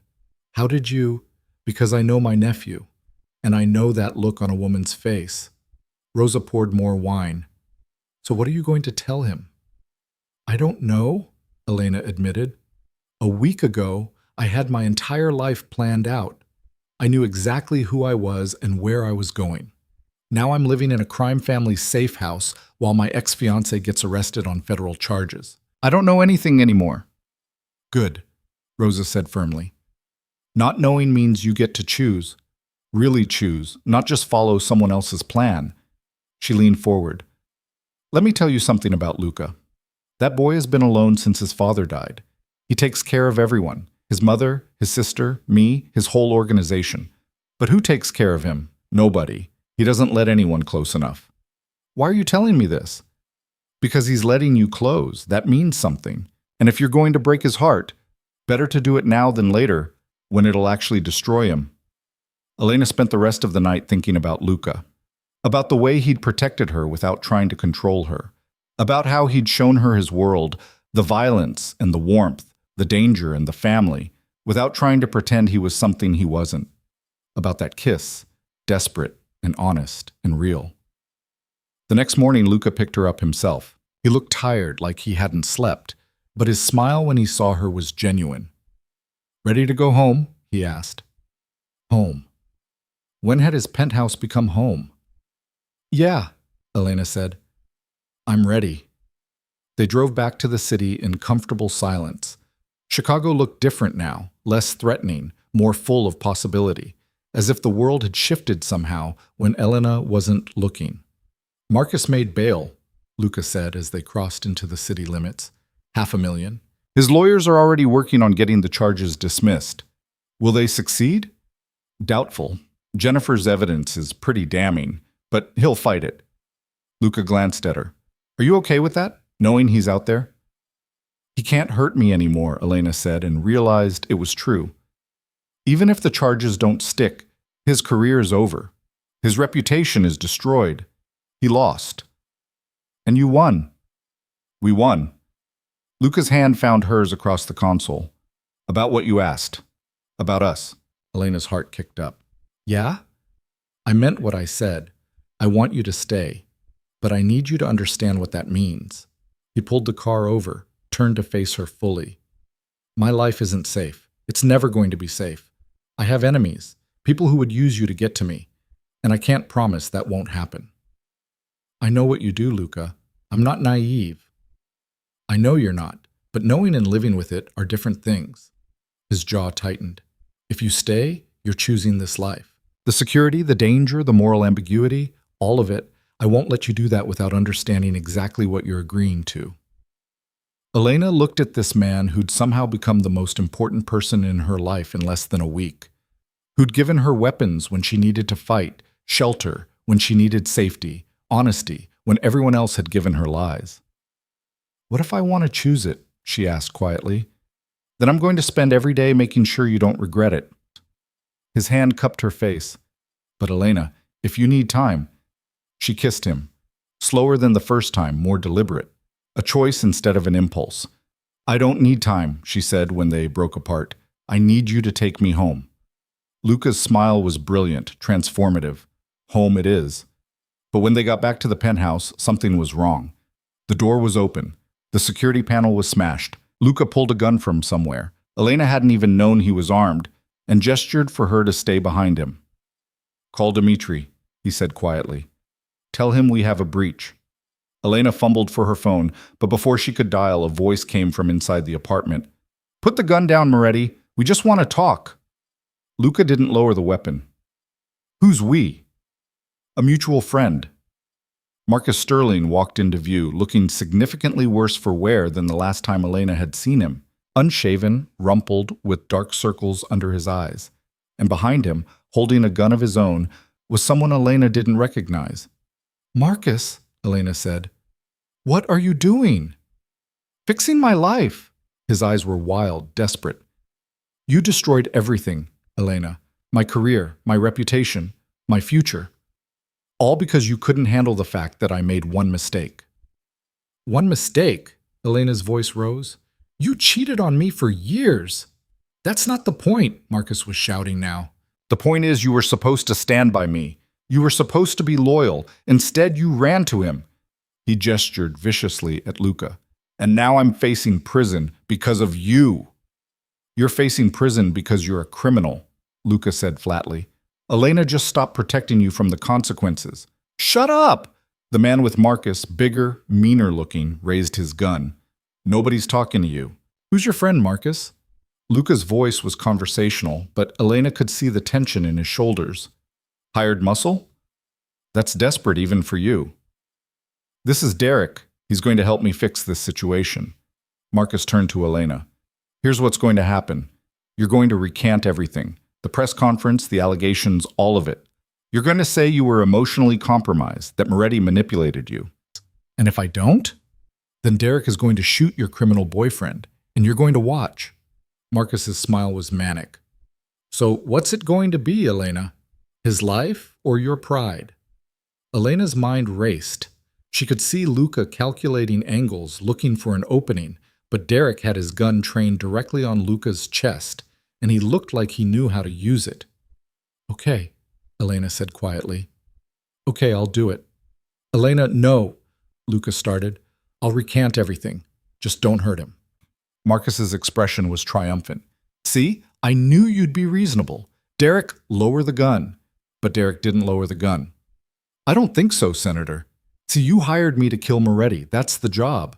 Whether the girl cooperates or not doesn't change that. Marcus went pale. Wait, no, I said scare him. You said eliminate the problem. Derek's smile was cold. That's what I'm doing. Everything happened very fast. Luca moved faster than Elena would have thought possible. He threw himself sideways as Derek fired, the gunshot deafening in the enclosed space. Elena screamed. Something crashed. Then Luca was on Derek, the two of them struggling for the weapon. Marcus grabbed Elena's arm, trying to drag her toward the door. Come on, we're leaving. Elena yanked free and did something she'd never done in her life. She punched Marcus in the face. Her knuckles screamed with pain, but Marcus went down, shocked. You crazy bitch, he spat, blood streaming from his nose. Crazy. Elena stood over him. You just tried to have someone killed, Marcus. I'm not the crazy one here. Another gunshot. Elena whirled around to see Derek on the ground, not moving. Luca was standing over him, bleeding from his shoulder, Derek's gun in his hand. Luca! Elena ran to him. I'm fine. It's a graze. But his face was pale, his shirt soaked with blood. Call the police and an ambulance. Marcus was trying to crawl toward the door. Luca's foot came down on his back, stopping him. Going somewhere, Senator? I didn't know he was going to... Save it for the lawyers. Luca's voice was ice. You just hired someone to commit murder, in front of witnesses. Even your expensive attorneys aren't getting you out of this one. The next few hours were chaos. Police, paramedics, detectives asking the same questions over and over. Derek was alive but unconscious. Luca had knocked him out and disarmed him. Marcus was arrested, this time with charges that included attempted murder and conspiracy. Luca was taken to the hospital despite his protests. Elena rode with him, holding his uninjured hand, trying not to think about how close she'd come to losing him. You're an idiot, she told him as the paramedics bandaged his shoulder. You could have been killed. So could you. His eyes were serious. Marcus grabbed you. I saw red. He grabbed me and I punched him in the face. Luca's laugh was pained but genuine. You did, didn't you? How'd that feel? Like I broke my hand, but also amazing. Detective Ramirez showed up at the hospital, looking tired and grim. All right, let's go through this again, from the beginning. They told her everything, Marcus breaking in, the threats, Derek's admission that Marcus had hired him for murder. Ramirez took notes, her expression growing darker. Sterling's lawyer is already claiming he was coerced, that Derek acted alone, she said. But we have Derek in custody, and he's singing like a canary to cut a deal. Says Marcus paid him $50,000 to kill you, Moretti. That's insulting, Luca said. I'm worth at least $100. This isn't funny. I'm aware. Luca's humor faded. Is Marcus going away this time? Federal corruption charges plus attempted murder plus hiring a hitman? Ramirez smiled grimly. Yeah, he's going away. For a long time. After she left, Elena and Luca sat in the hospital room in silence. The adrenaline was wearing off, leaving Elena shaky and exhausted. I'm sorry, she said quietly. For what? For all of this. If I'd just walked away quietly, none of this would have happened. If you'd walked away quietly, Marcus would still be hurting people, using them, destroying anyone who got in his way. Luca shifted, winced at the pain in his shoulder. You did the right thing, Elena. Even when it was hard, even when it was dangerous, that takes courage. I was terrified the whole time. Being brave doesn't mean not being scared. It means being scared and doing it anyway. His hand found hers. You've been brave since the moment you walked into that bar. Don't stop now. Elena looked at him, battered, bleeding, smiling at her like she'd done something extraordinary instead of just barely survived. What happens now? She asked. Now Marcus goes to prison. You testify at his trial. We deal with the media circus that's about to descend. Luca paused. And then, if you still want to, you figure out what your life looks like, with or without me in it. I already told you. I know what you said. But that was before Marcus tried to kill me. Before you saw exactly how violent my world can get. His expression was serious. I need you to be sure, Elena. Because if you stay, this won't be the last time.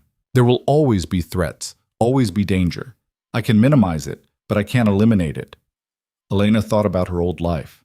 Safe, predictable, suffocating. She thought about the last week. Terrifying, exhilarating, real. I'm sure, she said firmly. I choose this. I choose you. All of it. Luca pulled her close with his good arm, kissed her softly. Then we'll make it work. Together. Together, Elena echoed. Outside the hospital window, the sun was rising over Chicago. A new day, a new life. Full of possibilities Elena had never imagined for herself. She'd walked into a bar a week ago, broken and angry, looking for someone to help her get revenge. She'd found something else entirely. Something dangerous and honest and real. She'd found herself. The hospital released Luca the next morning with enough painkillers to knock out a horse and strict instructions to rest. He ignored both, making calls from the car before they'd even left the parking lot. I need security doubled at all properties, he was saying to someone, and I want background checks on everyone who's been hired in the last 6 months. If Marcus had one person on his payroll, he might have more. Elena watched him work, noting the pallor beneath his skin, the way he favored his injured shoulder.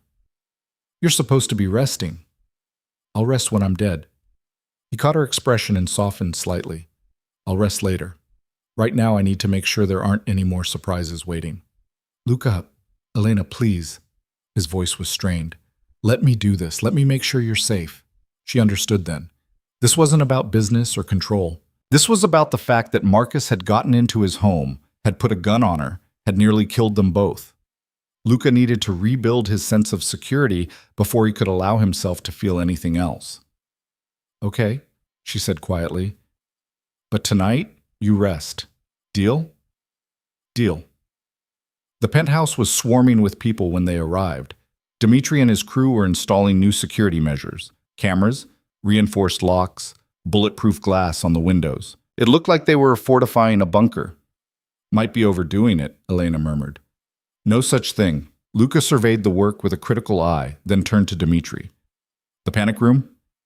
Finished yesterday, stocked with supplies for 2 weeks, independent communications, the works. Dmitri glanced at Elena. You need to learn the access code. Panic room? Elena repeated. Seriously? After yesterday? Absolutely seriously. Luca wrote down a series of numbers on a piece of paper, handed it to her. Memorize this. Don't write it down anywhere else. If something happens and I'm not here, you get to that room and you don't come out until Dmitri or I personally tell you it's safe. Elena looked at the numbers, feeling the weight of what they represented. Her life had changed so fundamentally that she now needed to know where the panic room was. This is insane. This is my world, Luca said simply. Welcome to it. Over the next few days, they fell into a strange new routine. Luca worked from home, his shoulder healing slowly. Elena fielded calls from lawyers, both Marcus's prosecution team, who wanted her testimony, and her own attorney, Diana, who was preparing a civil lawsuit against Marcus for defamation and emotional distress. He's probably going to declare bankruptcy, Diana warned during one of their calls. Between the legal fees and the lawsuits, he's drowning financially. Oh, good, Elena said, and meant it. The media attention was relentless. Every news outlet wanted an interview. Publishers were offering book deals. Someone had started a hashtag Elena Vance Strong, that was trending across social media. Strangers sent her messages of support, sharing their own stories of leaving abusive relationships. You've become a symbol, Ashley told her over coffee at the penthouse. It was the first time they'd seen each other since everything had exploded, and Ashley kept looking around like she expected armed guards to jump out. People see you as someone who fought back and won. I don't feel like I won, Elena admitted. I feel like I barely survived. Same thing sometimes. Ashley reached across the table, squeezed her hand. I'm proud of you, for leaving, for fighting, for punching Marcus in the face. That part was my favorite. Elena laughed despite herself. My hand still hurts. Worth it though, right? Completely worth it. Ashley's expression turned serious. So what happens now with you and Luca? I don't know. We're just taking it day by day. You love him. It wasn't a question. Elena opened her mouth to deny it, then stopped. Did she love Luca? She'd known him for less than 2 weeks. That was insane. You couldn't fall in love with someone that quickly, especially not in the middle of chaos and danger. Except she had. Somewhere between the bar and the gala and the warehouse and the hospital, she'd fallen completely for a man who was wrong for her in every possible way, who was dangerous and violent and involved in criminal activities she probably didn't want to know about. Yeah, she said quietly. I think I do. Does he know? I haven't told him. Why not? Because it's too soon. Because we're still dealing with the Marcus situation. Because I don't want him to think I'm only saying it because he saved my life. Elena rubbed her face. Because I'm terrified. Of what? Of this being real. of it mattering, of getting my heart broken again. She looked at her best friend. With Marcus, I thought I was in love. I thought I knew what I wanted, and I was completely wrong about all of it. How do I trust my own judgment now? Ashley considered this. You know what the difference is? With Marcus, you built a life around what he needed. You became who he wanted you to be. With Luca, you're becoming who you actually are. That's not the same thing at all. Before Elena could respond, Luca appeared in the doorway. Sorry to interrupt. Elena, we need to talk. Something in his tone made her stomach drop. What's wrong? Nothing's wrong, but there's someone here who wants to see you. Elena followed him to the living room and stopped short. Her mother was sitting on the couch, looking uncomfortable but determined. Mom, what are you doing here? I came to see if you were okay. Her mother stood, studied Elena critically. You look thin and tired, but also different, stronger, maybe. I'm fine, Mom. Are you? Her mother's eyes shifted to Luca. Can we talk? Privately? Luca nodded and left without a word. When they were alone, Elena's mother sat back down and patted the cushion beside her. Sit. We need to have a conversation. Elena sat, feeling like she was 15 again. If this is about Luca, it's about you, about what you want. Her mother's expression was unusually serious. Elena, I've been thinking about what you said, about Marcus, about how I knew he wasn't perfect and didn't say anything. You were right to be angry about that. Mom, no, let me finish. I thought I was protecting you. I thought all men strayed, that it was just something women had to accept. But that's because I accepted it from your father for 25 years before I finally left. She took Elena's hand. I didn't want you to make the same mistakes I did. But instead I taught you that you had to tolerate being treated badly, that you didn't deserve better. And I'm sorry for that. Elena felt tears stinging her eyes. You never told me Dad cheated. There were a lot of things I didn't tell you. I wanted you to have a perfect childhood, a perfect life. But perfect isn't real, honey, and teaching you to chase it did more harm than good. Her mother's grip tightened. So I'm here to tell you something important. Whatever you choose, whether it's Luca or someone else or no one at all, make sure it's what you want. Not what I want, not what society expects, not what looks good on paper, what you actually want deep down. And if what I want is dangerous, then you be smart about it. You protect yourself. But you don't run away just because it's scary. Her mother smiled sadly. I ran from your father, and I've spent the last 10 years alone because I was too afraid to try again. Don't be like me, Elena. Be braver. They hugged, and Elena felt something shift in their relationship. Her mother wasn't perfect, had never been perfect, but she was trying, and that mattered. Do you want to meet Luca properly? Elena asked when they pulled apart. I already ambushed him at the door, gave him my whole "if you hurt my daughter" speech. Her mother stood. He took it well. Better than Marcus ever did, actually. Marcus always got defensive when I questioned anything. What did Luca say? He said if he ever hurt you, I wouldn't need to come after him. You'd handle it yourself. Her mother smiled. I liked that answer. After her mother left, Elena found Luca in his office, staring at his computer with an expression she couldn't read. Everything okay? She asked. Your mom's terrifying. She likes you. I know. That's the terrifying part. He turned to face her fully. Elena, we need to talk about something. Her stomach clenched. That sounds ominous. It's not. Or maybe it is, I don't know. He ran a hand through his hair, looking more uncertain than she'd ever seen him. The Marcus situation is basically over. He's looking at 20 years minimum, his career is destroyed, you're safe. Which means our arrangement, the revenge, the protection, all of it, it's done. Elena's heart started pounding. Okay? And I want you to know that you don't owe me anything. You can walk away, go back to your life, your career, whatever you want. I won't try to stop you or, do you want me to leave? Elena interrupted. What? No, the opposite. Luca stood, moved closer.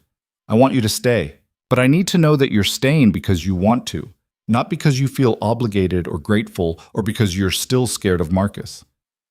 I'm staying because I love you. The words came out before Elena could stop them. Luca froze. What did you say? I love you, Elena repeated, her voice steadier now. I know it's fast and probably stupid, and we've known each other for less than 2 weeks, but I don't care. I love you. The way you protected me without trying to control me. The way you showed me your world honestly instead of pretending to be something you're not. The way you make me feel like I can be powerful and messy and real instead of perfect all the time. Luca was staring at her like she'd just spoken a foreign language. Elena, you don't have to say it back. I just needed you to know that whatever happens next, it's not about revenge or safety or any kind of arrangement. It's about you. About us. About the fact that you make me want to be brave even when I'm terrified. For a long moment, Luca didn't move. Then he crossed the distance between them and kissed her with an intensity that made her knees weak. I love you too, he said against her mouth. I've loved you since you walked into that bar looking like you wanted to burn the world down. Maybe before that, if I'm honest. From the moment I saw you, I knew you were dangerous, to Marcus, to me, to yourself. And I wanted to see what you'd do with all that fire. Elena laughed, slightly breathless. Is that your idea of a romantic declaration? I'm a criminal, not a poet. But he was smiling. What I'm trying to say is, you changed everything. I was fine with my life being what it was. Violent, lonely, probably ending badly. Then you showed up and suddenly I wanted more. I wanted mornings and conversations and a future that didn't involve eventually getting shot in some territorial dispute. You're still probably going to get shot in a territorial dispute. Yeah, but now I have something to live for instead of just something to protect. His hands cupped her face.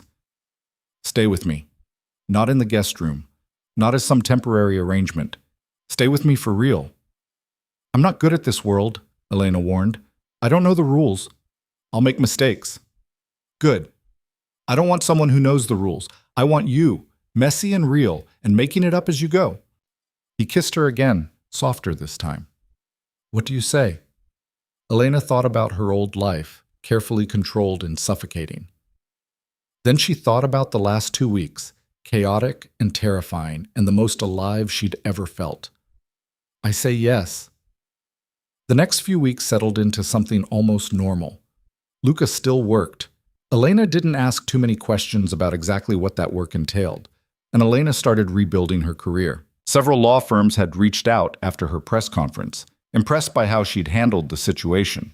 She accepted a position at a smaller firm that specialized in helping victims of domestic violence and abuse. It feels right, she told Luca over dinner at Sal's restaurant. They'd started coming here weekly, and Sal always made a massive production out of feeding them, using what I went through to help other people. You're going to be good at it, Luca said. You don't take anyone's bullshit. These clients will need that. Speaking of not taking bullshit, I got a letter from Marcus's attorney today. Luca's expression darkened. What did he want? Marcus wants to apologize, in person, as part of some therapy program he's doing in jail. Elena pushed her pasta around her plate. He wants closure, apparently. And what do you want? I want to never think about Marcus Sterling again for the rest of my life. Elena set down her fork. But part of me is curious. What could he possibly say that would make any of this okay? Nothing, because nothing makes it okay. Luca reached across the table, took her hand. But if you want to go, I'll come with you. You'd do that? I'd do anything for you, even sit in a room with that piece of shit while he pretends to be sorry. Elena squeezed his hand. Let me think about it. She ended up going alone, 3 weeks later. The prison was gray and depressing, all concrete and fluorescent lights. Marcus looked worse than she'd ever seen him, prison orange instead of designer suits, no product in his hair, dark circles under his eyes. Elena, he said when she sat down across from him, thank you for coming. I'm not here for you, I'm here for me. Elena kept her voice level. You have 10 minutes. Marcus nodded, looking down at his hands. I've been doing a lot of thinking about who I was, what I did. My therapist says I need to take accountability for my actions. Your therapist is right. I hurt you. I lied to you. I used you for my political ambitions and then tried to destroy you when you wouldn't play along anymore. He looked up, and there were tears in his eyes. I'm sorry, Elena. For all of it. Elena waited to feel something. Satisfaction, maybe. Or vindication. Instead, she just felt tired. Okay, she said. Okay? Marcus looked confused. That's it? What else do you want? You said you're sorry, I heard you, but it doesn't change anything, Marcus. You still did what you did. You still hired someone to kill the man I love. An apology doesn't fix that. I know. I know it doesn't. Marcus wiped at his eyes. I just wanted you to know that I see it now. How badly I failed you, how much I destroyed. And I'm sorry. Are you sorry you did it, or sorry you got caught? The question hung between them. Marcus opened his mouth, closed it again. I don't know, he said finally. Maybe both. Elena stood up. Then you still have a lot of work to do. Good luck with that. Elena, wait! Marcus stood too. Are you happy? With him? She thought about Luca waiting for her outside, about the life they were building together. Yeah, I really am. Good. That's good. Marcus sat back down heavily. I hope he deserves you. He does, because he sees me as a person, not as a prop. Elena picked up her bag. Goodbye, Marcus. She walked out without looking back. Luca was leaning against his car in the parking lot, and he straightened when he saw her. How'd it go? He apologized. I accepted it, and now I never have to think about him again. Elena wrapped her arms around Luca's waist. Take me home. Home it is. They drove back to the city, and Elena watched Chicago pass by outside the window. Somewhere in this city, Marcus was in prison. Somewhere else, her mother was probably having dinner with friends. Ashley was at work. The world kept turning, indifferent to personal dramas and broken engagements and dangerous romance. I was thinking, Luca said as they pulled into the parking garage, maybe we should get away for a bit. Take a vacation. You want to take a vacation? Don't sound so shocked. I'm capable of relaxing. He parked the car, turned to face her. I want to take you somewhere. Show you something other than warehouses and crime scenes and federal courtrooms. Where would we go? Anywhere you want. Italy, if you want to meet the rest of my family, or somewhere else entirely. Just you and me and no one trying to kill us. Elena laughed. That sounds amazing, but can you really take that much time off? Dimitri can handle things for a week or two, and if he can't, then I've built a terrible organization. Luca pulled her closer. Say yes. Yes. They ended up in Italy, in a small coastal town where Luca's grandmother still lived. The house was old and beautiful, perched on cliffs overlooking the Mediterranean, and his grandmother was a tiny, fierce woman who immediately adopted Elena and started teaching her to cook. She's perfect for you, Nonna declared after their first dinner together. She has fire. Your grandfather had fire too. All the Moretti men need women with fire. I'm not a Moretti, Elena pointed out. Not yet, Nonna winked. But give it time. They spent 2 weeks there, swimming in the sea and eating too much food and sleeping late. Luca was different here, more relaxed, laughing more easily. The weight of his responsibilities temporarily lifted. Elena felt herself settling into this new life, into the possibility of a future she'd never imagined. One evening, they were sitting on the terrace watching the sunset when Luca turned to her with an unusually serious expression. I need to tell you something, he said. Elena's stomach clenched. Okay. I've been thinking about my business, about what I do. He looked out at the water. Most of it is legal now, or legal adjacent. Real estate, construction, some import-export, but there are still parts that aren't. Things I do because that's how I came up, how I learned to operate. I know that, Luca. I know you know. But what I'm trying to say is, I want to change it. Not all at once, maybe, but gradually. Move everything legitimate. Because I want a future with you, Elena. A real one. And that means not constantly looking over my shoulder wondering if today's the day the FBI comes knocking. Elena stared at him. You'd really do that? I'm already doing it. Started the week after Marcus was arrested. He took her hand. I don't want my life to be what it's been. I want it to be something better. Something I can build with you instead of dragging you into. Luca, I chose this. I chose you, knowing what you do. I know, but you shouldn't have to. You deserve better than constantly being afraid, constantly wondering if someone's going to use you to get to me. His grip tightened. I want to give you better. Elena felt tears pricking her eyes. That might be the most romantic thing anyone's ever said to me. Yeah? Better than when I said you were dangerous? So much better. She kissed him softly. But you don't have to change everything for me. I love you for who you are, not who you think you should be. I'm doing it for both of us, Luca said. For the future I want us to have. I've spent my whole life building an empire on violence and fear. I want to build something different now, something that lasts. They stayed up late that night talking about possibilities, about what Luca's business could become, about Elena's career, about maybe starting a foundation to help victims of abuse, about a future that looked nothing like either of them had planned but somehow felt exactly right. I never thought I'd be here, Elena said as they watched the stars come out. In Italy, with a reformed criminal planning a future that involves legitimate real estate and nonprofit work. Reformed is a strong word. I'm working on it. You're doing better than working on it. Elena turned to face him. You're actually changing. That takes guts. It takes you, Luca corrected. I didn't want to change until I had something worth changing for. They flew back to Chicago 2 weeks later, tanned and rested and ready to face whatever came next. The city felt different now, less threatening, more like home.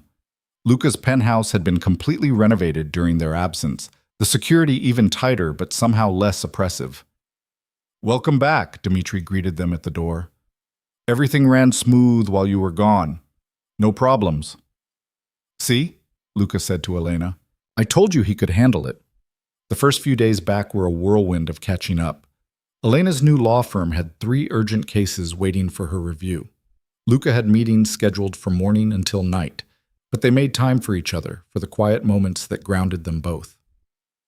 One evening, about a month after they'd returned from Italy, Luca asked Elena to dress up for dinner. Where are we going? She asked. You'll see. He took her back to Salvatore's, the restaurant where they'd first met. But instead of the busy main dining room, he led her to a private room in the back that Elena had never seen before. The room was beautiful, candles everywhere, a single table set for 2, soft music playing, and standing by the table, looking nervous, was Sal. I leave you 2 to talk, Sal said, kissing Elena's cheek. Be good to my nephew, yes? Always, Elena promised. When they were alone, Luca poured wine with slightly shaking hands. I wanted to bring you back here, to where it started. Luca, what's going on? Just sit, please. He waited until she sat, then took the chair across from her. 2 months ago, you walked into this restaurant looking for the worst decision you could make. You found me. Best worst decision of my life, Elena said softly. You changed everything for me, Elena. My whole life I've been alone. I've protected people, built an empire, done what needed to be done. But I've never let anyone really see me. Until you. He reached across the table, took her hand. You saw all of it, the violence, the family, the business, the parts I'm not proud of. And you stayed anyway. You chose me. Every day you keep choosing me. Because I love you. I know. And I love you more than I knew it was possible to love someone. Luca stood up, and Elena's heart started racing because he was getting down on one knee. I know it's fast. I know we've only known each other a couple months, but I also know I want to spend the rest of my life with you, building something real, something that lasts. He pulled out a ring, simple, elegant, nothing like the ostentatious rock Marcus had given her. Elena Vance, will you marry me? Elena looked at this man kneeling in front of her. This dangerous, complicated, surprisingly gentle man who'd given her weapons when she needed to fight and shelter when she needed safety. Who'd shown her that she was stronger than she ever knew. Yes, she said, tears streaming down her face. Yes, absolutely yes. Luca slipped the ring on her finger and pulled her into a kiss that tasted like wine, and promises, and the future they were going to build together. When they finally broke apart, Sal was standing in the doorway with the rest of the staff, all of them clapping and cheering. Finally, Sal shouted. I thought you were never going to ask her. You knew? Elena asked Luca. Everyone knew. I've been planning this for weeks. He pulled her close. I wanted it to be perfect. It is perfect. Elena looked around at the smiling faces, at the family she'd somehow become part of. All of it is perfect. They celebrated late into the night, surrounded by Luca's family and friends. Elena called her mother, who cried and said she'd be on the next plane to Chicago. Ashley screamed so loud over the phone that Luca could hear it from across the room. Later, back at the penthouse, Elena stood by the windows looking out at the city lights. Luca came up behind her, wrapped his arms around her waist. "Any regrets?" he asked quietly. Elena thought about everything that had brought her to this moment. The betrayal, the pain, the fear, the danger. Walking away from Marcus had been the hardest thing she'd ever done, but it had led her here, to this man, to this life, to a future that was uncertain but entirely her own. "Not a single one," she said, and meant it with everything in her. The engagement ring felt strange on Elena's finger. Not uncomfortable, just unfamiliar. She kept catching herself twisting it absently, feeling the weight of it, the reality of what it meant. In 3 months, she'd gone from planning a wedding to one man to being engaged to another. The speed of it should have terrified her. Instead, it felt inevitable. Like this was where she'd always been heading, she just hadn't known it. "You're doing it again," Luca said from across the breakfast table. "The ring thing." Elena stopped twisting it. "Sorry. Habit. Don't apologize. I like watching you realize this is real." He reached across to take her hand, brought it to his lips. "How are you feeling about today?" Today. The word carried weight. Today was Marcus's sentencing hearing, the culmination of months of legal proceedings, plea negotiations, and evidence presentation. Diana had warned Elena that the defense would try to paint Marcus sympathetically, a man who'd made mistakes under pressure, who deserved leniency. "I'm ready," Elena said, though her stomach was churning. "Diana prepared me for everything they might say." "That's not what I asked." Luca's eyes were serious. "How are you feeling?" Elena set down her coffee. "Honestly, I don't know. Part of me wants to see him get the maximum sentence. Part of me just wants it to be over so I can stop thinking about him entirely." She paused. "Does that make me a bad person?" "It makes you human." Luca stood, came around the table to her. "You're allowed to want both things. You're allowed to want justice and closure and to never hear his name again. All of it's valid." "Come with me?" Elena asked, even though she knew he'd already planned to. Wouldn't miss it. The courthouse was swarming with media when they arrived. Cameras flashed as Elena and Luca made their way up the steps, Diana running interference with her usual fierce efficiency. "Don't answer any questions," she instructed. "We'll make a statement after the sentencing." Inside, the courtroom was packed. Elena saw familiar faces, Jennifer Morrison, looking haunted and thin, who'd turned state's evidence and would be testifying today. Several of Marcus's former colleagues, probably there to watch his fall from grace. And in the back, surprisingly, Elena's mother, who gave her a small wave of support. Then Marcus was brought in, and Elena's breath caught. He looked terrible, gaunt, gray-faced, his expensive suit hanging off his frame. Their eyes met across the courtroom, and for a moment, Elena saw genuine despair there. Then Marcus looked away first. "All rise," the bailiff called. Judge Catherine Morrison, no relation to Jennifer, thankfully, took the bench with a stern expression. She'd presided over the trial, had heard all the evidence, and from everything Diana had told Elena, she didn't suffer fools or corrupt politicians.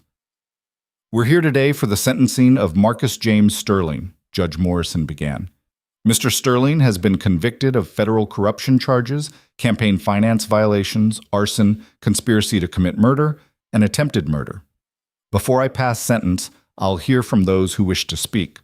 The prosecution went first, laying out Marcus's crimes in stark detail. Then Marcus's attorney stood, painting a picture of a man who'd made mistakes but deserved a second chance. He talked about Marcus's public service, his contributions to the community, his potential for rehabilitation. Elena felt her jaw tightening with each word. This man had tried to have Luca killed, had burned down property, had spent years lying and manipulating and destroying anyone who got in his way. And his lawyer was asking for leniency? "The defense may call character witnesses," Judge Morrison said. Elena expected Marcus's family, maybe some political allies brave enough to still support him. Instead, to her shock, Marcus himself stood. "Your Honor, I'd like to address the court," If I may, Judge Morrison studied him for a long moment. Proceed. Marcus cleared his throat. He looked fragile standing there, nothing like the confident Senator Elena had once known. I want to start by saying I take full responsibility for my actions. Everything the prosecution has outlined, I did it. There's no excuse, no justification. Elena glanced at Luca, who was watching Marcus with cold calculation. I hurt people, Marcus continued. I betrayed the public trust. I lied to the woman I claimed to love. I attempted to have a man killed because my pride couldn't accept that I'd lost. His voice cracked. I've spent the last 6 months in jail thinking about how I became this person, how I let ambition and ego destroy everything decent in me. This is a performance, Luca murmured in Elena's ear. Watch. I'm not asking for leniency, Marcus said. I know I deserve to go to prison. I just wanted to say publicly that I'm sorry, to Elena most of all. I stole 3 years of your life.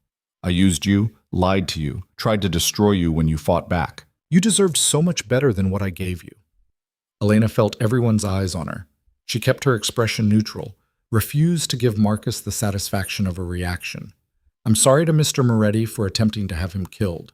I'm sorry to the people of Illinois who trusted me to represent them. I'm sorry to everyone whose life I damaged in pursuit of power I didn't deserve. Marcus sat down heavily. That's all I wanted to say. The courtroom was silent. Then Judge Morrison spoke, her voice cutting. Mr. Sterling, that was a very moving speech. Clearly your attorneys prepared you well. She shuffled papers. However, this court is not in the business of rewarding criminals who apologize after they're caught. You had years to make better choices. You chose not to. Now you'll face the consequences. Elena felt Luca's hand find hers under the table. The evidence in this case paints a picture of systematic corruption spanning over a decade, Judge Morrison continued. You didn't make one mistake under pressure, Mr. Sterling. You built an entire career on lies, manipulation, and illegal activities. And when Ms. Vance threatened to expose you, you tried to have her and Mr. Moretti killed. That's not a mistake. That's who you are. Marcus's lawyer started to object, but Judge Morrison cut him off. I've heard enough. Marcus James Sterling, for your crimes, I sentence you to 25 years in federal prison. No possibility of parole for 15 years. You will also pay restitution to all victims, including Mr. Moretti for the destroyed property and Ms. Vance for defamation damages. She brought down her gavel. Court is adjourned. 25 years. Elena felt the number settle over her like a weight lifting. Marcus would be nearly 70 when he got out. His political career was over. His reputation destroyed. Everything he'd built, gone. She should have felt triumphant. Instead, she just felt tired. As Marcus was led away in handcuffs, he looked at Elena one last time. She couldn't read his expression. Regret, maybe? Or just defeat. Either way, it didn't matter anymore. Outside the courthouse, Diana gave a brief statement to the press about justice being served. Elena stood beside her, Luca's arm around her waist, and watched the media frenzy with detached interest. How do you feel, Miss Vance? One reporter shouted. Elena looked at the cameras, at all those expectant faces. I feel like I can finally move forward, she said simply. That night, back at the penthouse, Elena and Luca sat on the terrace overlooking the city. It was late October now, the air turning crisp, Chicago preparing for winter. 25 years, Elena said quietly. Part of me can't believe it's real. Believe it. He's never touching you again. Luca pulled her closer. How are you actually feeling? Not what you told the reporters. Elena thought about it honestly. Relieved, sad maybe, for who I thought Marcus was versus who he actually turned out to be, and grateful. For what? That I found out the truth before I married him. That I had the courage to walk away. That I found you. She turned to face him. That all of this led me here instead of to whatever miserable life I would have had as his wife. You would have figured it out eventually, Luca said. You're too smart, too strong to stay in something that was killing you. Maybe, or maybe I would have convinced myself it was fine, that all marriages were like that I should just be grateful for the life I had. Elena shuddered. I could have been my mother, staying for 25 years in something loveless. But you're not. You chose differently. Because you gave me the option to. Elena kissed him softly. You showed me I could be strong, dangerous even, that I didn't have to be perfect and controlled all the time. You showed yourself that. I just handed you the matches." They sat in comfortable silence for a while, watching the city lights flicker on as darkness fell. "I've been thinking," Luca said eventually, "about the foundation you mentioned, for abuse survivors. What about it? I want to fund it, fully. Whatever you need to make it happen." He shifted to look at her directly. "I've spent years making money in ways I'm not proud of. Let me use some of it for something good, something that matters." Elena felt her eyes prickling with tears. "Luca, that's incredible. But it would be expensive. We're talking facilities, staff, legal support, therapy resources." "I know." I had Diana draw up some preliminary numbers. He pulled out his phone, showed her a document that made Elena's jaw drop.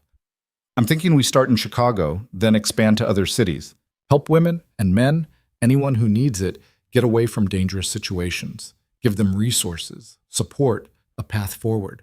"This is millions of dollars," Elena breathed. "I have millions of dollars. Had to do something with it eventually." Luca smiled. "Besides, I like the idea of the Sterling Foundation." "The what?" "The Sterling Foundation. Named after you, Elena Sterling, helping people rebuild their lives after abuse." He caught her expression. "Too much?" "I'm not changing my name to Sterling," Elena said firmly. "That name is poison now.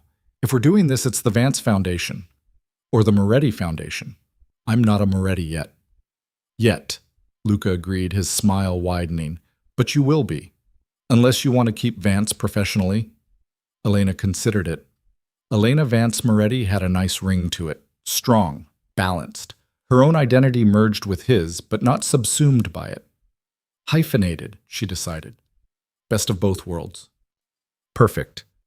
Luca stood, pulled her to her feet. "Come on, I have something to show you." He led her to his office, to a wall she'd passed 100 times without really noticing. He pressed something and the wall slid open, revealing a room Elena had never seen before. It was full of art, paintings, sculptures, photographs, all beautiful, all clearly expensive. "This is my collection," Luca said quietly. "Things I've acquired over the years. Most of them through legitimate means, some less so. I never showed anyone before, but I want you to see." Elena walked through the room slowly, taking in each piece. Some were modern, some classical. All of them were stunning. "Why hide this?" she asked. "Because showing it would raise questions about how I could afford it, where it came from, whether it was stolen." Luca leaned against the wall. "I kept this part of myself separate, private, but I don't want to keep secrets from you." Elena stopped in front of a painting. A woman walking away from a burning building, her back straight, her head high. Something about it resonated. "I bought that one 3 years ago," Luca said, coming to stand beside her. "It reminded me of something, but I could never figure out what. Then you walked into my life, and I understood. It's you, walking away from everything that tried to destroy you." Elena felt tears sliding down her cheeks. "I love you," she whispered. "I love you too." Luca wrapped his arms around her from behind. "Everything I have, everything I am, it's yours. No more secrets, no more walls, just us." They stood there for a long time, surrounded by beautiful things, holding each other in the silence. The next few weeks flew by in a flurry of wedding planning. Elena's mother had very specific opinions about venues and flowers. Rosa kept insisting on traditional Italian elements. Ashley, as maid of honor, was trying to keep everyone from killing each other. "Your mother wants a church wedding," Ashley reported during one planning session. "Rosa wants it at Salvatore's. Luca's sister thinks you should do it in Italy, and you haven't expressed an opinion on any of it." "That's because I don't care where we do it," Elena said honestly. "I just want to marry him." "You have to care a little. This is your wedding. My second engagement in a year. Forgive me if I'm less invested in the pageantry this time around." Elena rubbed her face. "Marcus and I had everything planned down to the napkin colors. And none of it mattered because the relationship was a lie. So this time, I just want it to be real. The rest is details." Ashley softened. "Okay, then let's make it real. What do you actually want?" Elena thought about it. "Small. Just family and close friends. Somewhere that means something to us." And food, lots of food. Rosa would never forgive me if the food wasn't perfect. That I can work with. They ended up choosing Salvatore's for the ceremony and reception. It was where Elena and Luca had first met, where he'd proposed, where his family gathered. It felt right. The wedding was set for December, just before Christmas, small and intimate, exactly as Elena wanted. Her mother came around to the idea once she saw how happy Elena was. Rosa took charge of the menu with gleeful authority, and Luca's entire family descended on Chicago to prepare. 2 weeks before the wedding, Luca took Elena to see the construction site for the Vance Foundation's first facility. It was in a neighborhood that had seen better days, but the building itself was being transformed. New windows, fresh paint, security systems being installed. This is the intake area, the contractor was explaining, where people will come when they first arrive. We're making it feel safe, welcoming, not institutional. Elena walked through the space, imagining it filled with people who needed help. People like she'd been, scared, uncertain, looking for a way out. There's going to be a legal clinic here, Luca said, pointing to a wing still under construction. Free legal support for anyone who needs it. Divorce, restraining orders, custody battles, whatever it takes. And therapy rooms, Elena added, checking the blueprints. Individual and group, plus housing assistance, job training, childcare. Everything someone might need to rebuild, Luca finished. We're hoping to open in March. Elena turned to him, overwhelmed. This is incredible. I can't believe we're actually doing this. We haven't even started yet. This is just the first building. By this time next year, we'll have 3 more in different cities. Luca pulled her close. You're going to change lives, Elena. Give people the same chance you gave yourself, to choose something better. We're going to change lives, Elena corrected. This doesn't work without you. It works because of you. I'm just the money. You're the heart.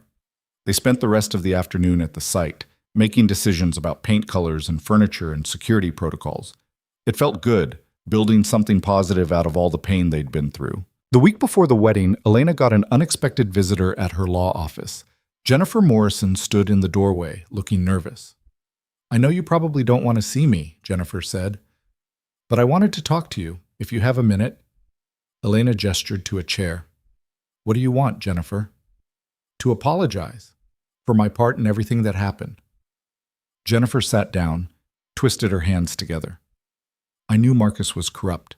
I knew he was cheating on you. I helped cover it all up because it was my job, and I told myself that made it okay. It didn't. I know, and I'm sorry. I testified against him partly to save myself, but also because it was the right thing to do.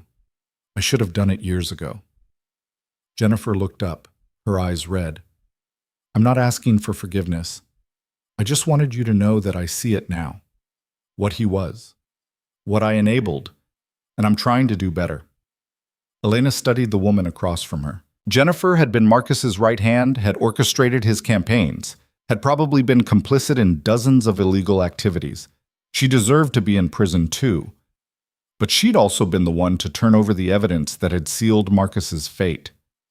What are you doing now? Elena asked. Working for a nonprofit that helps with voter registration, making minimum wage, trying to remember why I got into politics in the first place. Jennifer smiled sadly. It's not glamorous, but it's honest. That's a start. Elena pulled out a business card for the Vance Foundation. When we open in March, we're going to need people who understand how systems can be manipulated, people who know how abusers use money and power to control victims. If you're serious about doing better, come see me. Jennifer took the card, her eyes widening. You'd work with me? After everything? I believe people can change, if they actually want to. Elena stood. Prove me right. After Jennifer left, Elena sat at her desk for a long time, thinking about forgiveness and second chances and the complexity of human nature. Jennifer had done terrible things, but she was trying to be better. Maybe that was enough. The night before the wedding, Elena couldn't sleep. She stood by the window of the guest room at Rosa's house. Tradition dictated she and Luca spend the night apart, and watched snow fall over the city. There was a soft knock on the door. Her mother came in carrying 2 glasses of wine. Couldn't sleep either? Elena's mother asked. Too much adrenaline? Elena accepted the wine gratefully. Thank you for being here, Mom. I know this isn't the wedding you probably imagined for me. Are you kidding? This is so much better than the first one. Her mother sat down on the bed. Marcus's wedding was going to be a production, a performance. This is real. It's real, Elena agreed, sometimes terrifyingly so. Good. Real is good. Real is what lasts. Her mother patted the bed beside her. Come sit. Let me tell you something. Elena sat, and her mother took her hand. When you called me about Marcus, about what he'd done, I was terrified, her mother said quietly. Not because you'd left him, but because I recognized the rage in your voice. I'd felt that same rage when I left your father, and I was afraid you'd let it consume you, like I almost did. But you didn't let me. No, because you're stronger than I was. You didn't just leave, you fought back. You rebuilt. You found someone who sees you as an equal instead of a possession. Her mother squeezed her hand. Tomorrow, you're marrying a man who's dangerous and complicated and completely wrong for you on paper. But he makes you happy. He makes you brave. And that's all that matters. He does make me brave, Elena whispered. Before him, I didn't know I could be. You always could be. You just needed permission to show it. Her mother kissed her forehead. Get some sleep. Tomorrow's a big day. After her mother left, Elena did sleep, dreamlessly and deeply. She woke to sunlight and snow and Rosa bustling into her room with coffee and pastries. Big day, Rosa announced cheerfully. Eat, then we get you beautiful. The next few hours were a blur of hair and makeup, and Elena's mother fussing over her dress. It was simple. Ivory silk, elegant lines, nothing like the elaborate gown she'd chosen for Marcus. This dress felt like her, real, honest, beautiful without trying too hard. You look perfect, Ashley said, adjusting Elena's veil. Luca's going to lose his mind when he sees you. That's the plan, Elena said, and they both laughed. Salvatore's had been transformed. Candles everywhere, winter flowers, soft music playing. The guest list was small, maybe 40 people total. Family, close friends. The people who actually mattered. Luca waited at the makeshift altar, looking devastating in a black suit. When Elena appeared, his expression transformed into something so openly adoring that several people in the audience made soft sounds. Elena walked down the aisle on her mother's arm, her eyes locked on Luca. This was it. The moment everything changed, again. You look incredible, Luca breathed when she reached him. So do you. The ceremony was short. Traditional vows, no elaborate promises or performances. Just two people committing to love each other through whatever came next. Do you, Elena Marie Vance, take Luca Antonio Moretti to be your lawfully wedded husband? Elena looked into Luca's eyes and saw her future there. Complicated, probably dangerous, definitely unconventional, but real. So achingly real. I do, she said clearly. And do you, Luca Antonio Moretti, take Elena Marie Vance to be your lawfully wedded wife? I do, Luca said, his voice rough with emotion. Then by the power vested in me, I now pronounce you husband and wife. You may kiss your bride. Luca pulled Elena into a kiss that was tender and passionate and full of promise. The small crowd erupted in cheers. Ladies and gentlemen, the officiant announced, I present to you Mr. and Mrs. Moretti. The reception was exactly what Elena had wanted. Loud, chaotic, full of food and laughter and love. Sal gave a toast that made everyone cry and laugh in equal measure. Elena's mother welcomed Luca into the family with surprising warmth. And Dmitri, slightly drunk, told embarrassing stories about young Luca that made Elena love him even more. Late in the evening, Elena and Luca snuck away to the terrace for a moment alone. Snow was still falling, blanketing the city in white. How are you feeling, Mrs. Moretti? Luca asked. Like I just made the best decision of my life? Elena leaned into him. How about you? Like the luckiest man alive. He turned her to face him. I never thought I'd have this. A real marriage, a real partnership, someone who sees all of me and stays anyway. I'm not going anywhere, Elena promised. You're stuck with me now. Good, because I have plans for us, big plans. The foundation?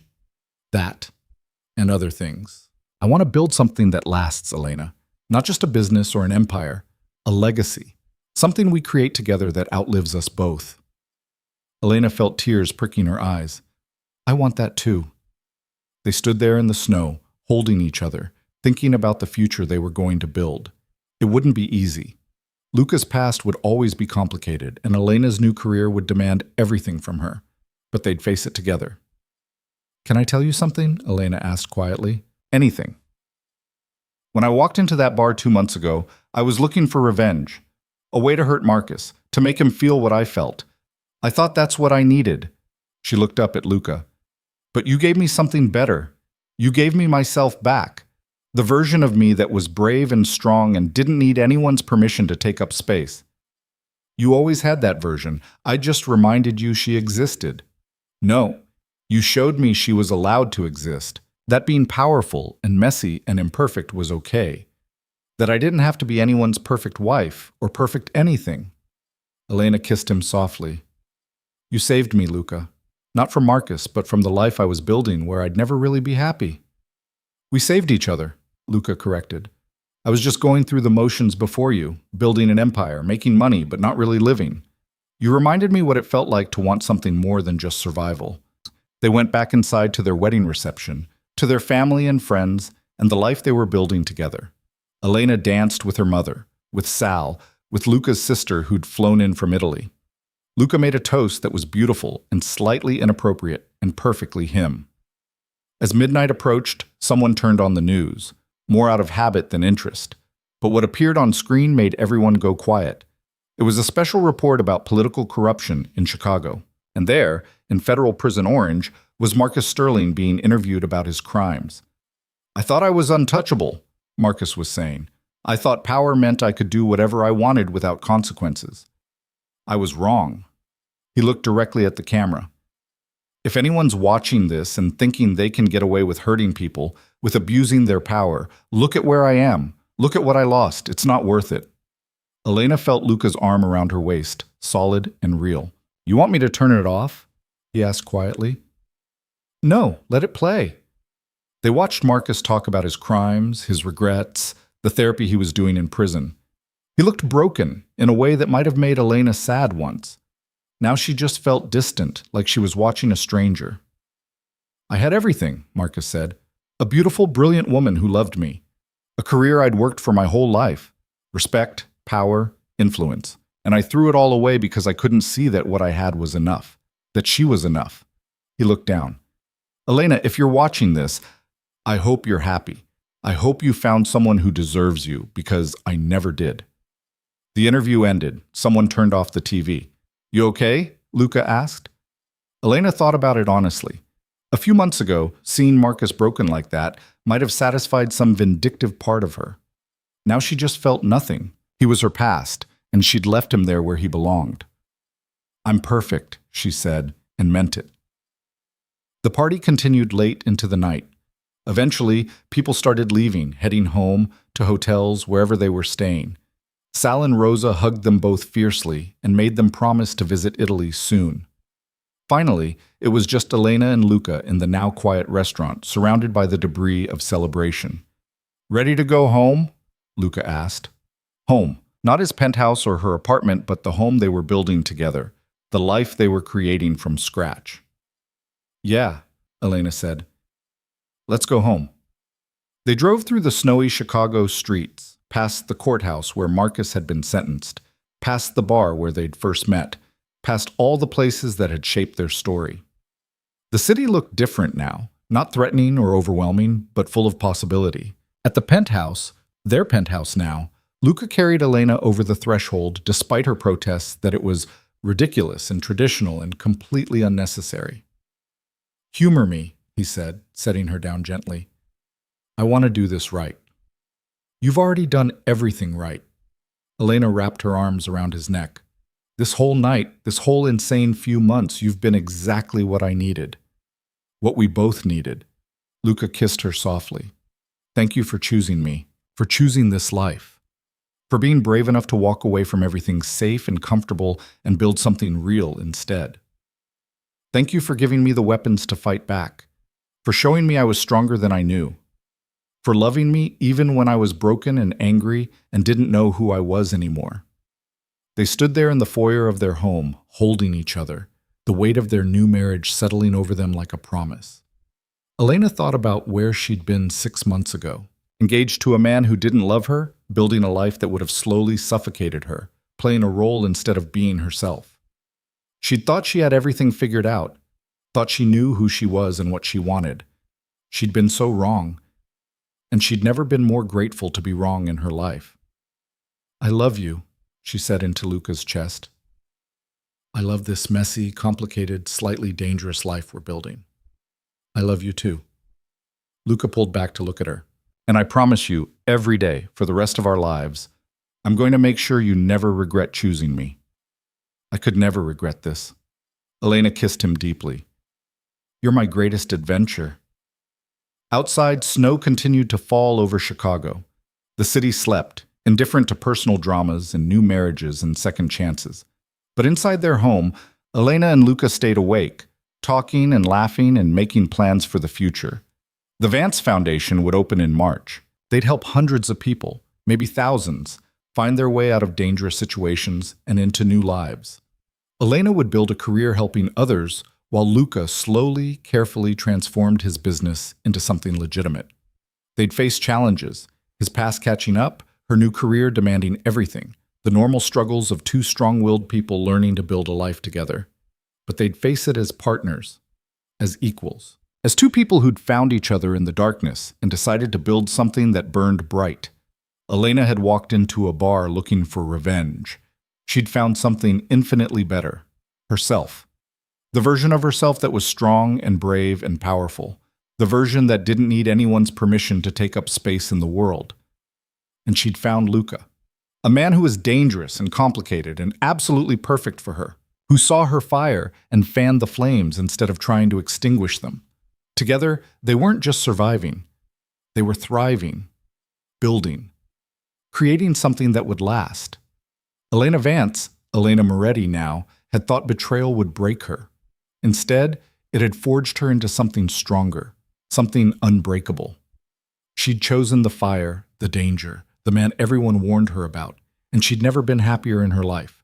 This was just the beginning. The first chapter of a story that would be written by two people who refused to be anything less than exactly who they were, messy, imperfect, and unstoppable. And it was going to be one hell of a story.